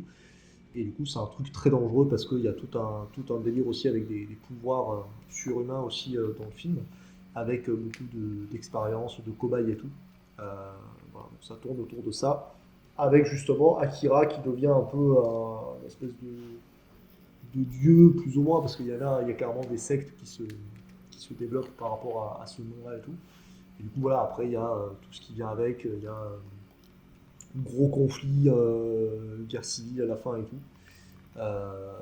Et voilà, du coup, ça se focalise sur... le récit est centré sur un groupe de lycéens qui est des rebelles, donc voilà, des motards notamment, puisque c'est assez important, puisque l'affiche du film représente la moto très stylée, toute rouge. Et voilà. Donc sinon, j'étais quand même, c'était hors sujet, on est bien d'accord, mais j'étais content de le revoir, parce que je crois que je l'ai un peu plus apprécié que la première fois. J'étais justement peut-être un peu plus dans le mood, parce que c'est vrai que justement la première fois où je l'ai vu, j'étais sur le clic-clac de mon pote, donc Antoine. Et j'ai vu ce film sur mon PC dans le petit studio parisien dans lequel il vivait. Donc voilà, pas les Meilleures conditions. Meilleures conditions, merci. Donc voilà, et du coup j'en avais pas un souvenir, parce que je pense que j'étais pas forcément dans le mood. Là j'étais un peu plus, et du coup en vrai je pense que c'est un 7, parce que j'ai quand même passé un bon moment. Voilà, bonne SF, bonne animation, bon univers, j'ai bien aimé tout ça. Et alors ça fait 2 heures je crois, pas plus, pas moins, me semble-t-il. Et pareil, je crois que la première fois je les ai sentis passer les 2 heures, quand même pas mal. Là un peu aussi. C'est un parce film qui que, prend son temps quand même. Faut pas imaginer qu'il y ait plein d'actions ou quoi que ce soit quand même. C'est pas de l'action. Hein. Ah non, c'est un film en ambiance plus que c'est ça. Et c'est japonais, et c'est un animé japonais, donc à la fin ça part avec des trucs très métaphoriques et spirituels, et t'as des flashs, et voilà, le dernier quart d'heure c'est des flashs, c'est des gens qui pensent des trucs, et c'est très onirique, et tu comprends pas ce que tu regardes. Enfin moi j'ai pas compris. Moi non plus. Mais voilà, je sais pas, je me suis laissé porter par le truc. Mais c'est vrai que voilà, la fin ça traînait un peu en longueur. Mais comme je le dis souvent pour même les mangas, même les séries animées, ça le trois quarts du temps, à la fin ça part trop loin, et je sais pas où ils vont. Sauf pour Evangelion, ils ont pas attendu la fin pour partir trop loin, c'est pour ça que j'ai plein de bons souvenirs de cet animé qui est très réputé, et les films sont encore pires. Voilà. Les films, les longs métrages Evangelion, si vous avez l'occasion un jour, c'est un film qui te donne l'impression d'être drogué, même si tu es sobre. Voilà. Mais voilà, je crois que j'ai à peu près tout dit, donc j'attends de voir ce que vous pensez de mon hors-sujet, parce que quitte à juste que ce soit hors-sujet, autant que vous ayez écoute, un bon moment. Est-ce que tu penses que j'ai bien aimé le film, Benjamin? Voilà, je te pose cette petite question. Alors, quand tu demandes ça, généralement, ça veut dire que tu l'as aimé. Peut-être que là, ça a changé, hein, on sait pas. moi, j'ai jamais. Enfin, je sais pas si j'avais plus peur de Guillaume que de Nick, mais ouais, je suis pas trop convaincu pour toi. Mais, écoute, arrête de faire tirer le suspense comme ça. Non, écoute, tu avais raison. Tu avais raison d'avoir peur de moi, parce que j'ai passé un assez mauvais moment devant ce film. Je me suis beaucoup fait chier. J'ai vraiment... Alors, c'est vrai que j'étais pas trop dans le mood pour regarder ce film, mais vraiment, ça m'a... Et pourtant, j'ai fait une pause un moment. Hein. J'ai arrêté au bout de 45 minutes, un truc comme ça, parce que j'en pouvais plus. Je suis passé à autre chose, je suis revenu pour le voir en me disant, allez, là, j'ai repris du peps et tout, et au bout de 10 minutes, ça m'avait déjà anesthésié. Donc, j'ai vraiment... Mais je me bien, suis... Benjamin fait un hors-sujet comme mauvais film, c'est très bien. Non, mais j'en avais déjà entendu parler, donc je suis content de le voir. C'est l'avantage avec ce podcast, c'est qu'au moins, c'est un film qu'on voit. Voilà, bon, on aura l'impression de perdre du temps. En vrai, c'est ce que je me suis dit. Mais même Thanatomorphose, je regrette pas, tu vois. Donc, voilà. Je me suis dit, c'est culte, donc vous l'avez vu après. Donc voilà, honnêtement, c'est un film de 88. Je vais commencer par les qualités. C'est un film de 88. L'animation est vraiment réussie. Qui aurait beaucoup plus marché dans le podcast film de 1988. Oui, effectivement. Oui, l'animation est réussie pour l'époque, ça c'est sûr. Le film est assez beau. La musique, je crois qu'elle était pas mal, ça allait, sans qu'elle me marque beaucoup non plus. Et je crois que... Oh là, Mickaël a l'air d'être... Ah mais je veux parler de la musique moi. C'est- Et moi, en fait, je m'en souviens même pas de la musique, mais je crois que j'avais bien Mais aimé c'était une en musique fait, d'asthmatique. en l'écoutant. C'était incroyable, c'était nouveau. Une musique Alors, les mecs- c'est quoi? Mais oui, ça faisait. Tu te rappelles pas? C'est incroyable les sons gutturaux qu'il y a. Si, trop oui, fou. ça me parle. Et ce que vraiment, tu ça me dis fait. là, ça me parle. Il y a vraiment de la respiration. Il y a un mec qui fait. Vraiment, ça fait ça. C'est de la musique d'asthmatique. J'étais sur le cul. J'ai dit, mais jamais de ma vie j'ai entendu ça et je crois que jamais je réentendrai ça de ma vie. Hein. C'est marquant. C'est marrant, je me rappelle pas de ça. Moi, je me rappelais de musique un peu plus, genre, tu sais, à la Chevalier du Zodiaque, un peu, genre, plus douce et tout. Ah bah, alors Mais, il y en a très peu. Les trois quarts du temps sont Peut-être que je me ultra- suis fait un film dans ma tête elles aussi. sont en ultra parallèle. tribales, ultra particulières. Hein. C'est vraiment les musiques, moi, elles m'ont marqué. Je me suis Mais dit, ça, j'ai jamais ça entendu je crois ça. que c'est. Ah, mais non, mais je suis con. Le- Non, mais alors, c'est que je regarde. les- Et elle Non, revient mais plusieurs fois, pardon. celle que je dis. Hein. Elle est au début du film, à la fin du film. C'est vraiment Les la musiques- musique. Hein. C'est vrai que les musiques en général, c'est pas les trucs qui marquent en premier quand je regarde des films. Donc là, c'est vrai que je. Ouais, mais les films japonais, je sais pas souvent, ils ont des bonnes forcément musiques. ça. Mais c'est ça en fait, là, ce que tu dis, Michael, ça me fait aussi penser à Ghost in the Shell, qui est aussi D'accord, je l'ai pas vu. un long métrage très connu. Et c'est pareil, il y a des trucs un peu. Enfin, je crois. Parce que je sais aussi qu'il y a des chants très, très féminins et très aigus et très oniriques aussi, un peu comme ça. Mais il me semble qu'il y a aussi des trucs un peu plus gutturaux, un peu tribal, comme tu as dit. Je crois qu'il y a un mélange des deux. il me semble. Non, mais effectivement, c'est terrible, mais je crois que je confonds parce que j'ai regardé des épisodes de Death Note aussi avec ma meuf. Parce qu'elle elle regarde, elle aime vraiment bien, et moi ça va aussi, mais c'est les musiques que j'aime bien et je me demande si je confonds pas, parce que c'était, je l'ai regardé là il y a quelques jours, Akira, et en même temps que Death Note, du coup il y a peut-être ça qui a joué aussi. Mais bon bref, écoute, c'était une des rares qualités que je trouvais au film, donc voilà, on va dire que il me semblait que j'aimais bien la musique, mais sinon l'animation est très belle, voilà. Et je crois que ça va être tout au niveau des qualités, parce que tout le reste, je me suis royalement fait chier. Moi, j'ai mis 3 au film, et c'est un 3 gentil, on va dire. Parce que ça me fait mal, tu vois, de mettre 2, parce que 2, c'est la note de Hills, tu vois, donc ça me ferait chier de le mettre quand même au même niveau. Mais on va pas se mentir, quand même, moi, l'histoire, j'ai été largué très vite. Je pense que c'est aussi parce que j'ai pas fait l'effort en fait d'essayer de comprendre. Je confondais tous les personnages. Je suis désolé, hein, et là c'est de l'animation, hein, donc me traitez pas de raciste ou quoi, c'est de l'animation. Mais je me suis perdu avec tous les personnages. T'avais Alors, Ryu, Kaneda ou je te enfin, coupe des parce noms comme ça, parce que c'est un truc que je voulais dire aussi, mais je suis entièrement d'accord avec cet argument. Il y a plein de moments où je me dis vous vous ressemblez Et tous, les chara design Tetsuo. est catastrophique. Tetsuo et Kaneda, je crois, les deux. Mais qui il y a se ressemblent Tetsuo, le plus, Kaneda et même la meuf ressemble à Kaneda aussi, et donc du coup quand ils sont ensemble, tu fais mais vous vous ressemblez tellement, je sais plus qui est qui, et ils ont un troisième pote qui est là et qui se ressemble, ils ont tous Mais les il y a mêmes, les la tenues, même. quand même. Ils ont- Ouais, ben heureusement. Vous Et mettez pas de mauvaise volonté aussi. Non, mais il y a les Il tenues, mais même la tenue. Il y a les coiffures, il y a les tenues. Non, mais la coiffure, non, justement. Je trouve après, qu'ils ont ça, tous ça, en la même vrai- coiffure. Ils ont tous les cheveux un petit peu mi-longs, là, Non. qui fait qu'ils ont tous les mêmes coiffures. Il y a que Tetsuo qui a les cheveux un Oui, petit peu ça, en c'est vrai. pétard. Ils ont tous Mais des. c'est. Il y en a un, Ils ont c'est un tous peu des grands Vegeta fronts. du pauvre. J'ai Ouais, c'est remarqué, il y en a un qui me fait vraiment penser à Vegeta, mais Vegeta Bah, c'est ça, vraiment du tiers-monde, quoi. C'est Tetsuo. Quand Ouais, il est en c'est mode Super possible. Saiyan à la fin. Là. Par contre, ouais, ils ont tous. C'est un univers. Alors, c'est peut-être la Troisième Guerre mondiale qui fait qu'ils ont tous une calvitie assez naissance. Mais tous Ouais, les gars. ont c'est des du niveau de trucs Code Lyoko, là, de hein, vraiment, kilomètres. c'est C'est ça.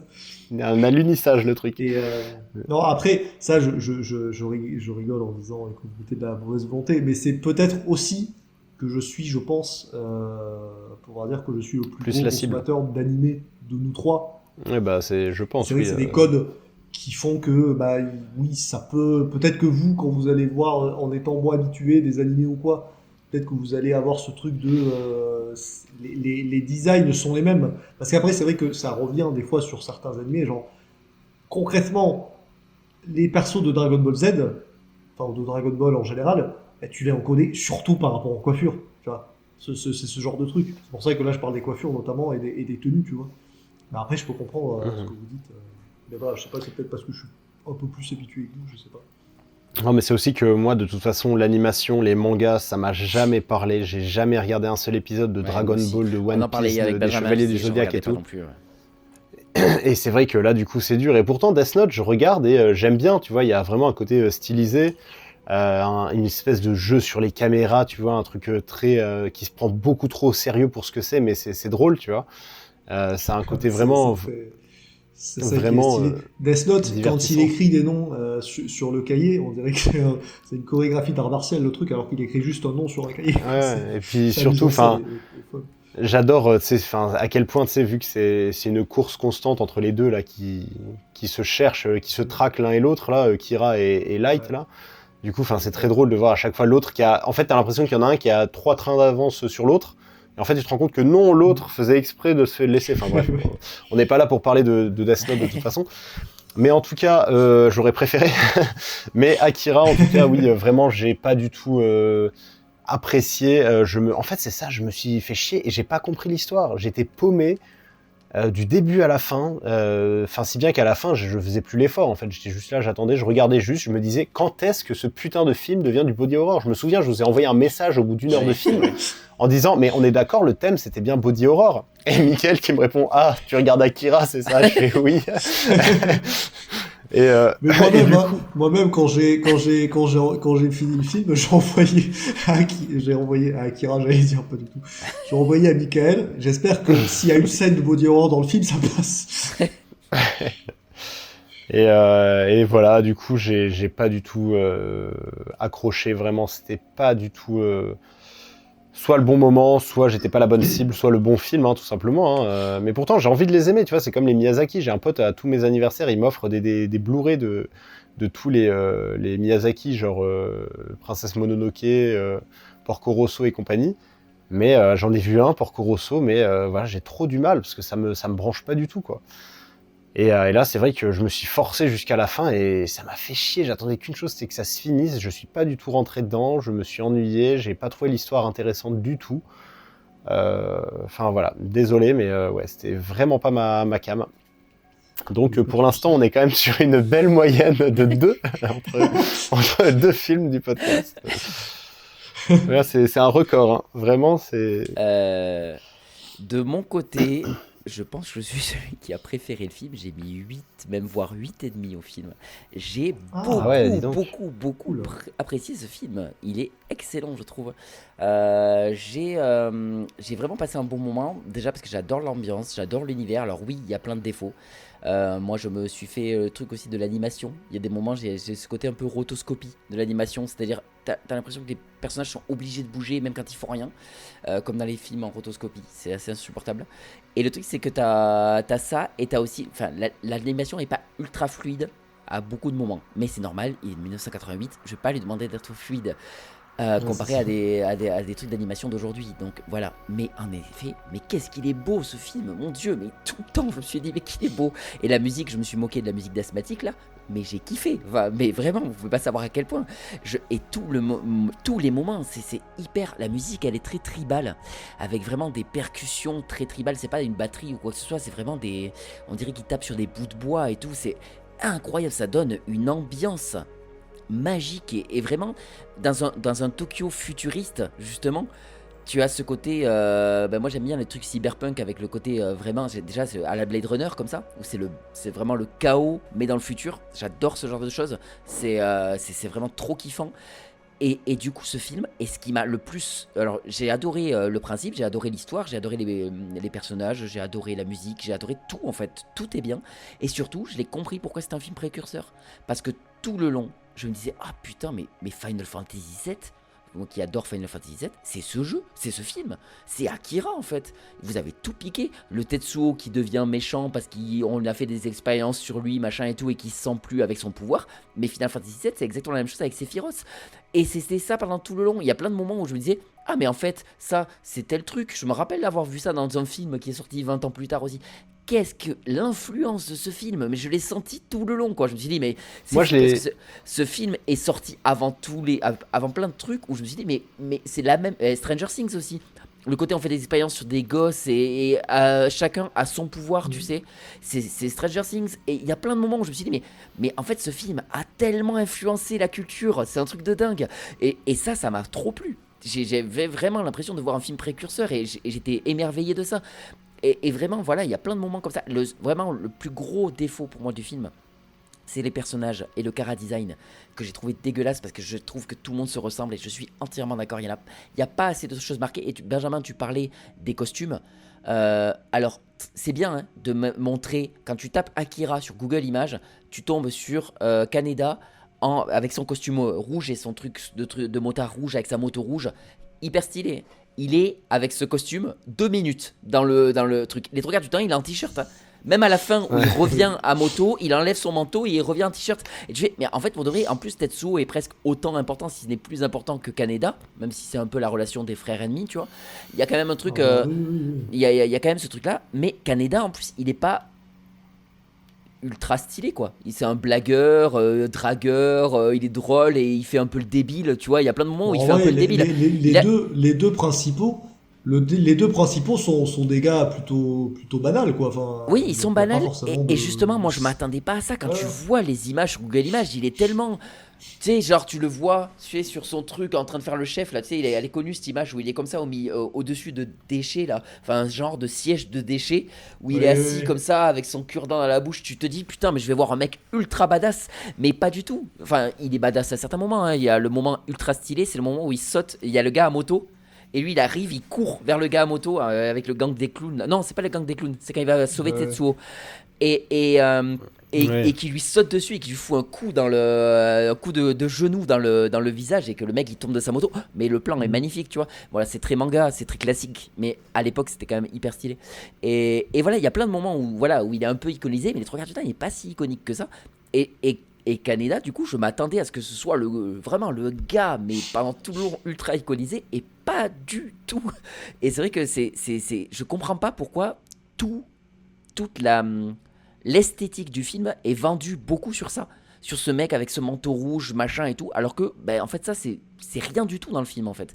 Finalement, je trouve que ça le dans le film, c'est pas si important que ça le caractérise pas assez, parce que les 3 quarts du temps, en plus, il est même pas avec son manteau. Donc, du coup, j'étais un peu. Ça m'a un peu sorti.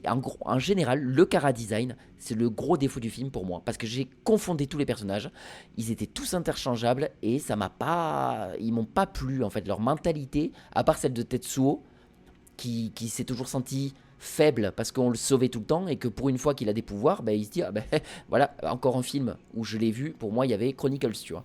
Quand t'es un faible qui a des pouvoirs, tu deviens un énorme connard qui veut tuer tout le monde, quoi. Et du coup, voilà, il y a plein de moments comme ça où je me suis dit, voilà, vraiment toutes ces influences. Et j'ai adoré le film, pour de vrai, j'ai passé un super moment et je comprends pourquoi il est culte. Il y a plein de moments où j'ai trouvé ça vraiment, vraiment, vraiment sympa. Voilà, donc non, pour moi c'est un gros plus et je suis content et je le reverrai avec grand plaisir. Je suis content J'avoue aussi. qu'il y a certains moments, je suis content hors sujet. Il y a certains moments aussi qui m'ont pas mal fait penser à Resident Evil, moi. Sauf qu'il est sorti avant le premier jeu, hein, genre 8 ans avant, je crois. Et je pense que Resident Evil s'est pas mal inspiré aussi, notamment avec le côté body horror du film, avec les mecs genre Wesker, tout ça, qui ont une espèce de bras un peu mi-chair, avec Ouroboros, là où je fais le virus T, là, et qui va choper des bouts de métal et tout. Enfin, j'ai un peu retrouvé ça à la fin, dans la forme finale là, de Tetsuo, à la fin de Akira. Et je pense que c'est ça, c'est pour ça, tu vois, c'est un film précurseur, donc ça me fait chier de pas l'avoir aimé, mais en même temps, vraiment, j'ai pas du tout accroché, quoi. Donc, Eh bien, on va du coup passer maintenant au dernier film de la sélection, qui est celui de Guillaume. On l'a spoilé, mais tu peux nous dire pourquoi tu l'as choisi. Est-ce que tu penses enchaîner avec ta critique ? Eh bien écoutez, j'ai choisi le film Street Trash, qui est un film de 1987 réalisé par J. Michael Muro, et qui est un film, du coup, exactement comme tu l'as décrit, un peu à mi-chemin entre le body horror et la comédie un peu horrifique, on va dire. Enfin, je sais pas trop comment on devrait catégoriser ce film. Mais c'est un film qui est assez court en plus, hein. Je crois qu'il fait 1h30 à peine, un truc comme ça, je me souviens même plus. Et ça raconte l'histoire d'un... c'est compliqué, hein. En gros, c'est l'histoire d'une sorte de gang de clodos, on va dire, qui fréquente un quartier pourri dans les années 80 aux États-Unis. Et sont tous des alcooliques, des obsédés, des voleurs, tout ce que vous voulez. Enfin, c'est vraiment une espèce de caricature et de critique un peu des États-Unis des années 80. Et en fait, il surtout y a que c'est, un des... faut imaginer que ce sont tous des vétérans de la guerre de Vietnam aussi. C'est-à-dire que c'est des mecs Oui, qui ont été évidemment, tous oui. traumatisés par la guerre du Vietnam et qui sont tous devenus. Alors il y en a un précisément qui est vraiment Notamment devenu un, oui, complètement psychopété à cause de ça. Mais c'est tous, voilà, c'est tous des mecs avec une jambe en moins, machin, et qui sont devenus un peu fous à cause de cette guerre, pauvres comme pas possible. Parce que et, ça, c'est ça. C'est aussi même si le film a un gros côté second degré, ça c'est aussi un truc vrai, c'est qu'après le Vietnam, il y avait beaucoup de mecs qui venaient de la guerre et qui ont fini au clochard, quoi, alors qu'ils s'étaient Bien sûr, battus oui. pour- Et puis en Donc, plus, c'est- il y en avait pas mal qui étaient tombés dans la drogue déjà là-bas et qui, en revenant, ont continué avec leur addiction et tout. Enfin bref, mais on sent qu'il y a quand même un fond de critique un peu sociale Bien sûr. là-dedans. Parce que plutôt que de faire dans le pathos, on décide d'aller dans l'excès et de se foutre de la gueule de Exactement. tout ça. Ouais. Et même dans toutes les caricatures en fait de personnages là-dedans, c'est vraiment. Enfin bon, je vais finir avec le résumé. Hein. Bon, très vite, en gros, c'est un gang, voilà, la vie en fait, une tranche de vie, on va dire, dans une casse principalement où vivent pas mal de clodos. Et il y a un vendeur qui est lui aussi la caricature du juif, vraiment, mais pas possible, qui va trouver dans le fond de sa cave une caisse de bouteilles d'alcool qui va décider de vendre voilà, pour $1, des bouteilles qui s'appellent Viper. Et en fait, là-dedans, va y avoir une espèce d'acide dégueulasse et il va en vendre à tous les clodos du coin. Et petit à petit, il y a plein de personnages dans le film qui vont en boire et à peine ils ont bu une gorgée, ils commencent à se liquéfier. Et puis là, c'est le festival vraiment des idées bizarres. On rentre dans le body horror, ils vont commencer à fondre sur place, à cracher des espèces de la peinture, je sais pas pourquoi, je pense que c'était peut-être pour rendre le truc moins gore ou alors juste complètement délirant, hein. Ça m'étonnerait pas que c'était la première vision que le réalisateur avait du truc. Mais ils vont commencer voilà, à cracher cette espèce de peinture bleue, verte, jaune, rose, enfin vraiment c'est n'importe quoi. Ils vont tous mourir de façon différente chacun et exploser. C'est les se années liquéfier, 80, ça, enfin, même le vraiment. body horror, ils étaient obligés de Mettre du flashy partout, ça. ouais. C'était Batman Forever avant l'heure, voilà. Et en fait, oui, c'est un film complètement délirant que moi j'aime beaucoup. Alors bon, j'aime beaucoup, voilà, c'est pas un chef-d'œuvre non plus, hein, je lui ai pas mis 8, mais je lui ai mis vraiment un gros 6.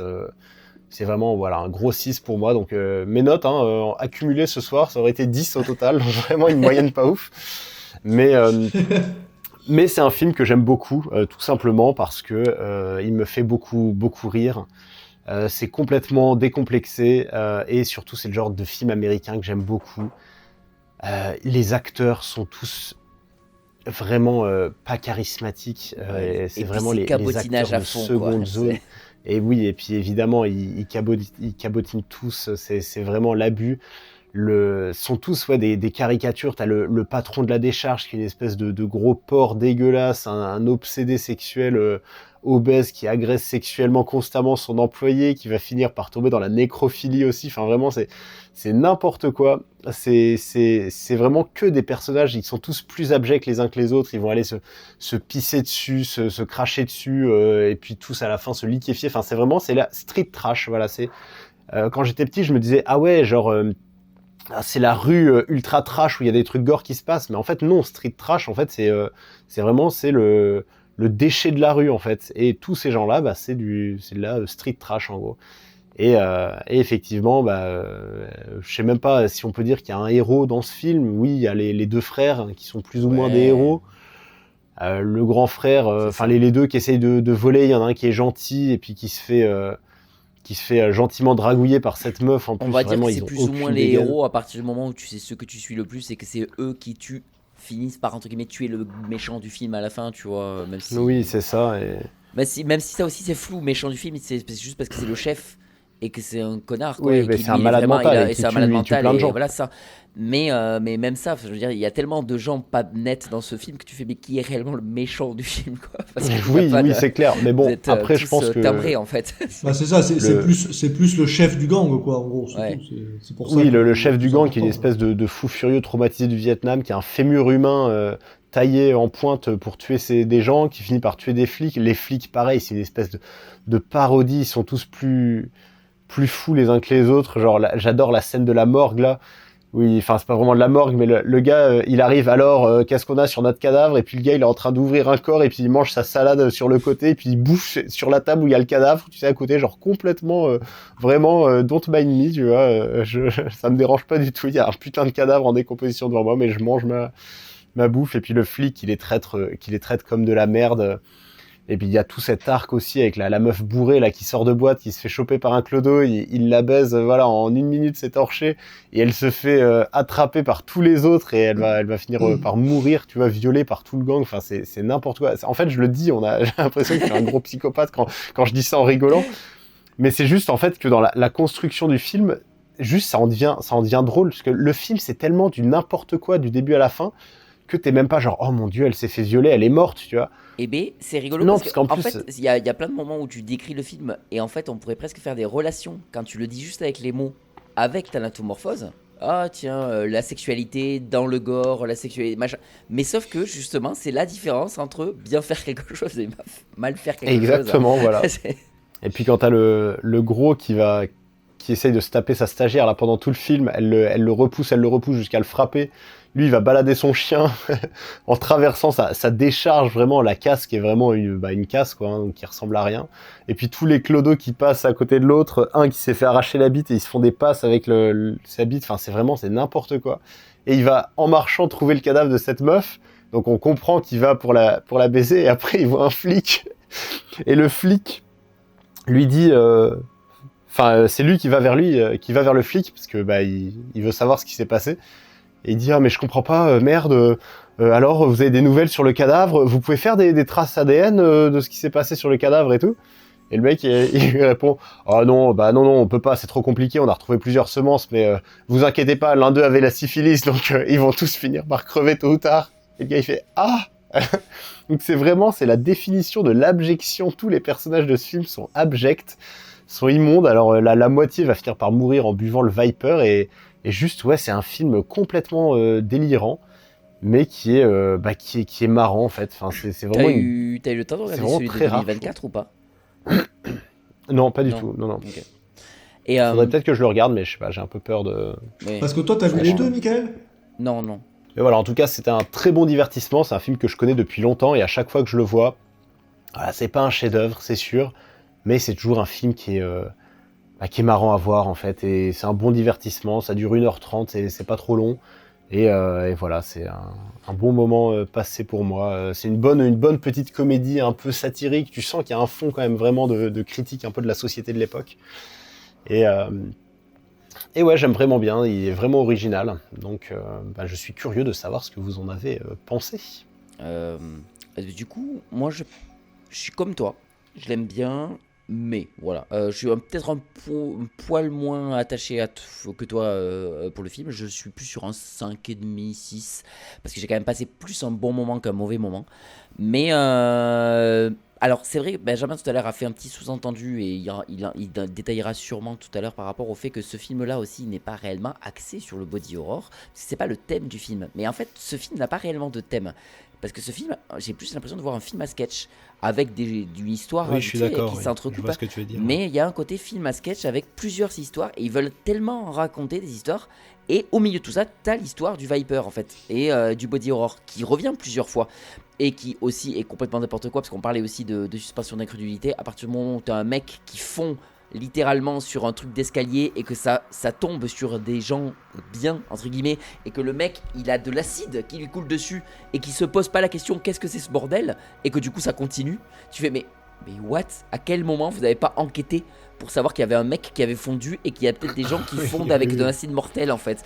Enfin voilà, mais c'est le genre de film, de choses que tu acceptes dans ce genre de film parce que c'est un film tellement con que c'est le genre de film où justement comme vous assumez le côté complètement con, ça va. Je m'en fous que ce soit pas cohérent en fait, parce que c'est pas ça que je cherche dans ce film là, la cohérence. Parce que oui c'est incohérent, oui c'est surjoué, oui c'est un genre de film auquel je passe un bon moment devant et je l'oublie un petit peu aussitôt. Voilà, j'ai une scène ou deux qui m'ont marqué, c'est les scènes gore, parce que c'était marrant. Tout le reste c'est un peu oubliable. Je l'ai vu moi il y a un petit moment maintenant, je l'ai vu il y a plus de 2 semaines. et j'en ai pas des masses de souvenirs. Pour de vrai, je me souviens de quelques scènes, mais encore une fois, surtout les scènes très colorées, du gore bien fun que tu as avec le mec qui fond dans ses toilettes, etc. Et puis j'aime bien ce genre de film où les gens ils fondent, ils ont encore le visage qui parle presque, tu sais, genre ah mon Dieu c'est horrible, je suis en train de souffrir, mais il ne reste plus que ton visage. Comment tu fais pour parler encore? Mais du coup c'est marrant, voilà, c'est rigolo.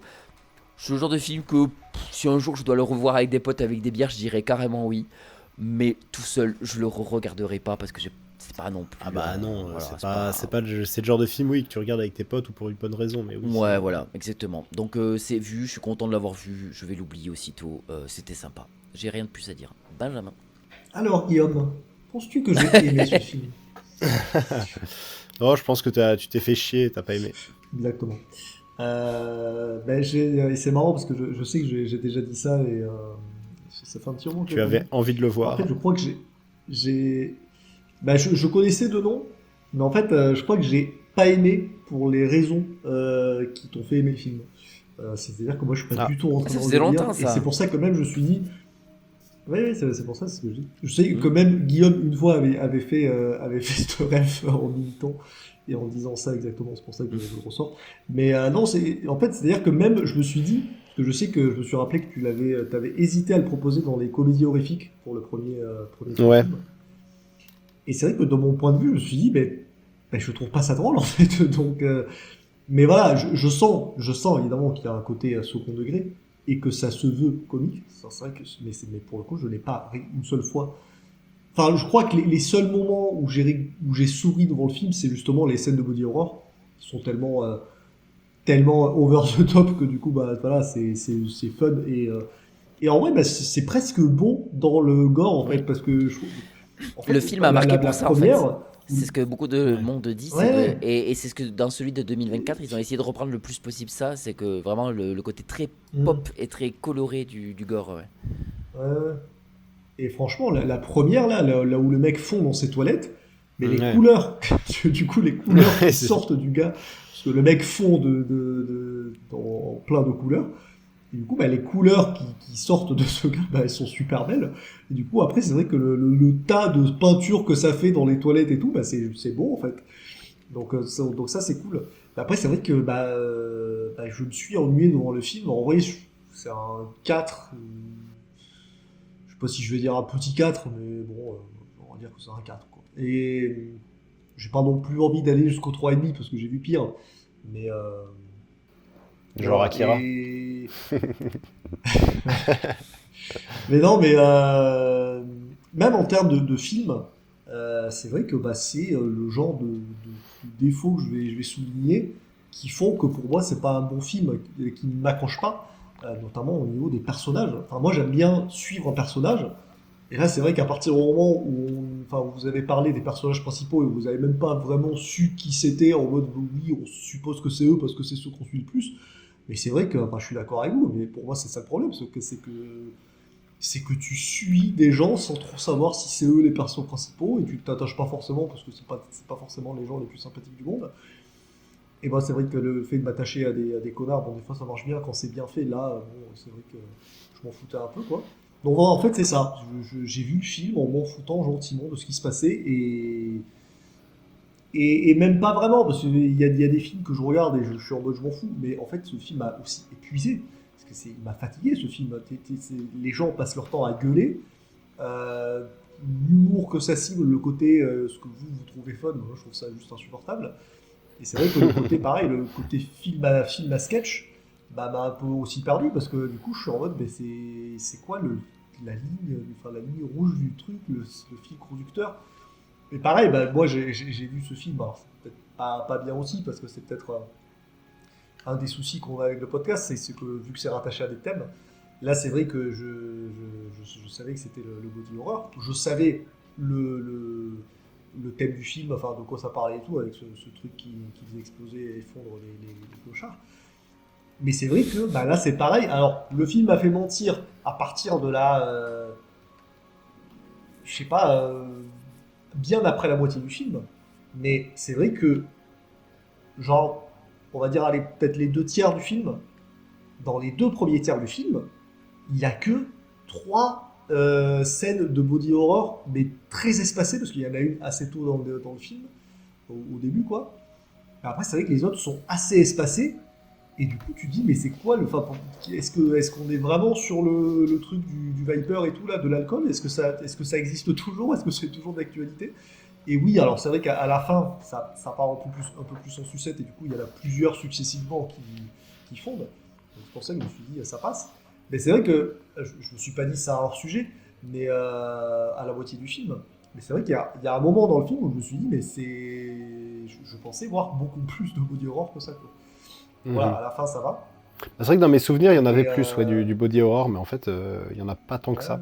Après, c'est vrai que même sans parler du Viper, mais c'est vrai que la façon dont meurt justement le grand méchant, bah, ça n'a pas de rapport avec le Viper ou quoi, mais même là, c'est du gros Oui, c'est débilement gore. Qui se fait arracher la tronche avec une bonbonne de gaz. Et voilà, donc je sais pas si c'est censé être drôle, mais moi ça m'a pas fait rire. J'ai pas trouvé ça spécialement. C'est pas censé être une comédie, si tu veux, où tu rigoles toutes les minutes. Mais si tu veux, c'est le ton du film en fait. C'est censé être vraiment Moi je rigolais jamais, mais j'avais un sourire aux lèvres pendant bon moment. Ah bah c'est ça, oui. Et moi, c'est vrai que, par exemple, parce que c'est une des scènes les plus what the fuck du film, dans cette ambiance-là, mais c'est toute la scène avec le mec qui se fait couper le pénis et qui se met à jouer avec, à se faire des passes et tout. Et j'étais là, mais qu'est-ce que je suis en train de regarder? Pourquoi cette scène arrive dans ce film? Oui, c'est vrai que j'avoue que cette scène, elle est un peu absurde. Donc, c'est un peu comme dit Mix, ce côté truc à sketch avec plein de choses qui arrivent. C'est comme le Renoir qu'on suit qui va voler des courses le soir. Et cette scène dure un moment aussi, et du coup tu te dis, mais quel est le rapport en fait? Et voilà, c'est pour ça que j'étais. Alors pareil, est-ce que c'est une question de mood? Est-ce qu'une question que. Montrer une tranche de vie en fait. Ce serait mieux, je pense. Mais ouais, non, ça n'a pas marché sur moi, hélas. Donc alors, pour le coup, pour cette sélection, heureusement qu'il y a Akira, je l'accepte, je l'avoue. Mais je suis content d'avoir pris sur leur sujet du coup, parce que les deux autres, pas fou. Non mais en fait je comprends, en fait t'as le seum que j'ai pas aimé Akira, du coup alors que t'as adoré Street Trash, tu fais semblant de pas l'avoir aimé pour te venger. Non mais c'est bon, je vois clair dans ton jeu, Benjamin. J'ai mis un 9 et après quand t'as dit que t'avais pas aimé Akira, j'ai changé. Ouais, bah, ça m'étonne pas de toi. Je suis celui qui a mis quand même les meilleures notes, et tant mieux vu que c'était mon thème. Heureusement que j'ai quand même plus aimé que pas aimé.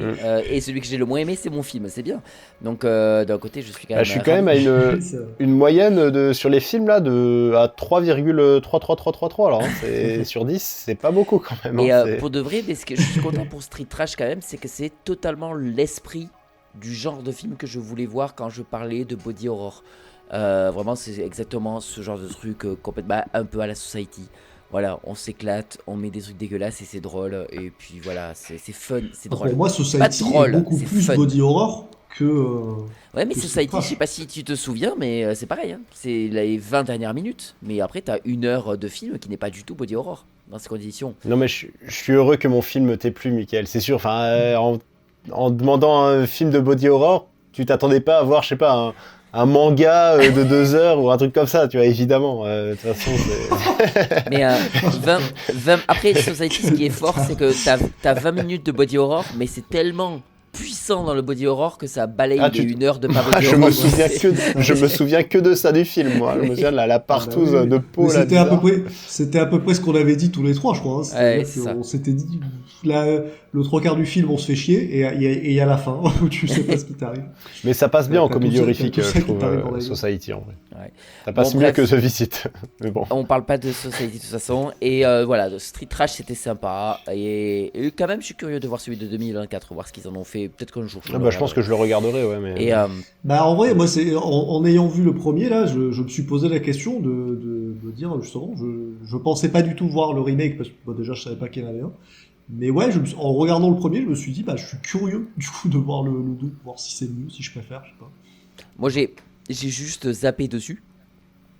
Esthétiquement, en tout cas, c'est clairement l'ambiance. Hein. Donc, je me suis dit, franchement, il y a moyen. Et j'ai l'impression qu'ils ont mis plus une histoire, par contre. un fil rouge avec une histoire. Il y a même, je crois qu'une histoire d'expérience, de machin et tout. Je pense qu'ils sont partis dans complètement autre chose au niveau de l'histoire.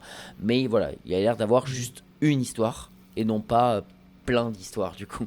Après, c'est vrai que c'est aussi peut-être, je vais finir par une des qualités du film, que j'ai trouvé sympa, mais ça je pense qu'il y a eu beaucoup de films comme ça dans les années 80 parce qu'on se faisait moins chier à chercher des origines à tout par rapport à maintenant. Et c'est vrai que là, le mec trouve une caisse d'alcool dans sa réserve alors il savait pas du tout que c'était là. Il la trouve, il la vend et ça fait ça au clochard. Et tu sais pas pourquoi et c'est pas expliqué et on s'en fout. Mais et c'est ça. Je trouve ça cool quoi. Parce que Ça marche bien, t'as pas besoin de donner ça, une backstory j'aime ou je sais bien, pas par trop quoi. Ça. C'est vrai. Oui, c'est ça. On va maintenant donc passer au prochain thème, celui que va nous proposer Guillaume. Est-ce que tu peux nous dire ce que tu as choisi? Alors, j'avais pensé à des films de plus de 3 heures. Non, c'est une blague, évidemment. Putain de merde, je croyais que c'était vrai. Putain. Non, tu m'as fait peur. justement, c'était la petite blague. En fait, voilà, petit insight, j'étais pas disponible la semaine dernière pour tourner le podcast. Et on est censé tourner un podcast de 3 films toutes les 2 semaines pour nous laisser 15 jours pour voir les 3 films. Et là, comme je sais qu'on tourne la semaine prochaine pour rattraper le retard que j'ai causé, je me suis dit, je vais donner un thème sympa. Et justement, ce seront des films de moins d'1 heure et demie. Voilà, c'est la... Waouh. Putain, c'est hyper large. Cool. C'est oui, c'est large, mais écoute, vous avez carte blanche tant que c'est un film, Wow. voilà. Bon après, voilà, c'est mon thème, essayez d'être gentil, allez pas me refiler des thanatomorphoses, mes couilles, je sais pas trop quoi. Mais voilà, j'ai déjà pensé à un film que j'avais envie de revoir, hein, qui est dans mon souvenir, je l'avais vraiment bien aimé, donc voilà. Et film de moins d'1 heure et demie, le plus court c'est, le mieux c'est. Voilà. Ok, Comme ça, très bien, ça me va sera très facile bien. à regarder. Et c'est trop génial, puis trop on bonne pourra idée. se faire ça la semaine prochaine. Ben merci beaucoup, je vous souhaite à tous une très bonne Genre journée. Titanic, ça marche pas quoi. Mais ferme ta gueule, je suis en train de faire ma et conclusion. vraiment, toujours dans les lancements, hein. C'est terrible. Merci Mais c'est beaucoup. parce qu'il y a un décalage. Moi, Mais ta gueule Il y a trop- Ah oui, c'est le décalage. Bah tu sais quoi Benjamin, c'est toi qui le fais. Eh bien, merci à tous. Ah oui, au d'avoir fait, Mickaël, participé, t'avais vu le film Ouais, c'est vrai que c'est relou. C'est très relou. Je vais t'écouter, pardon. Mickaël.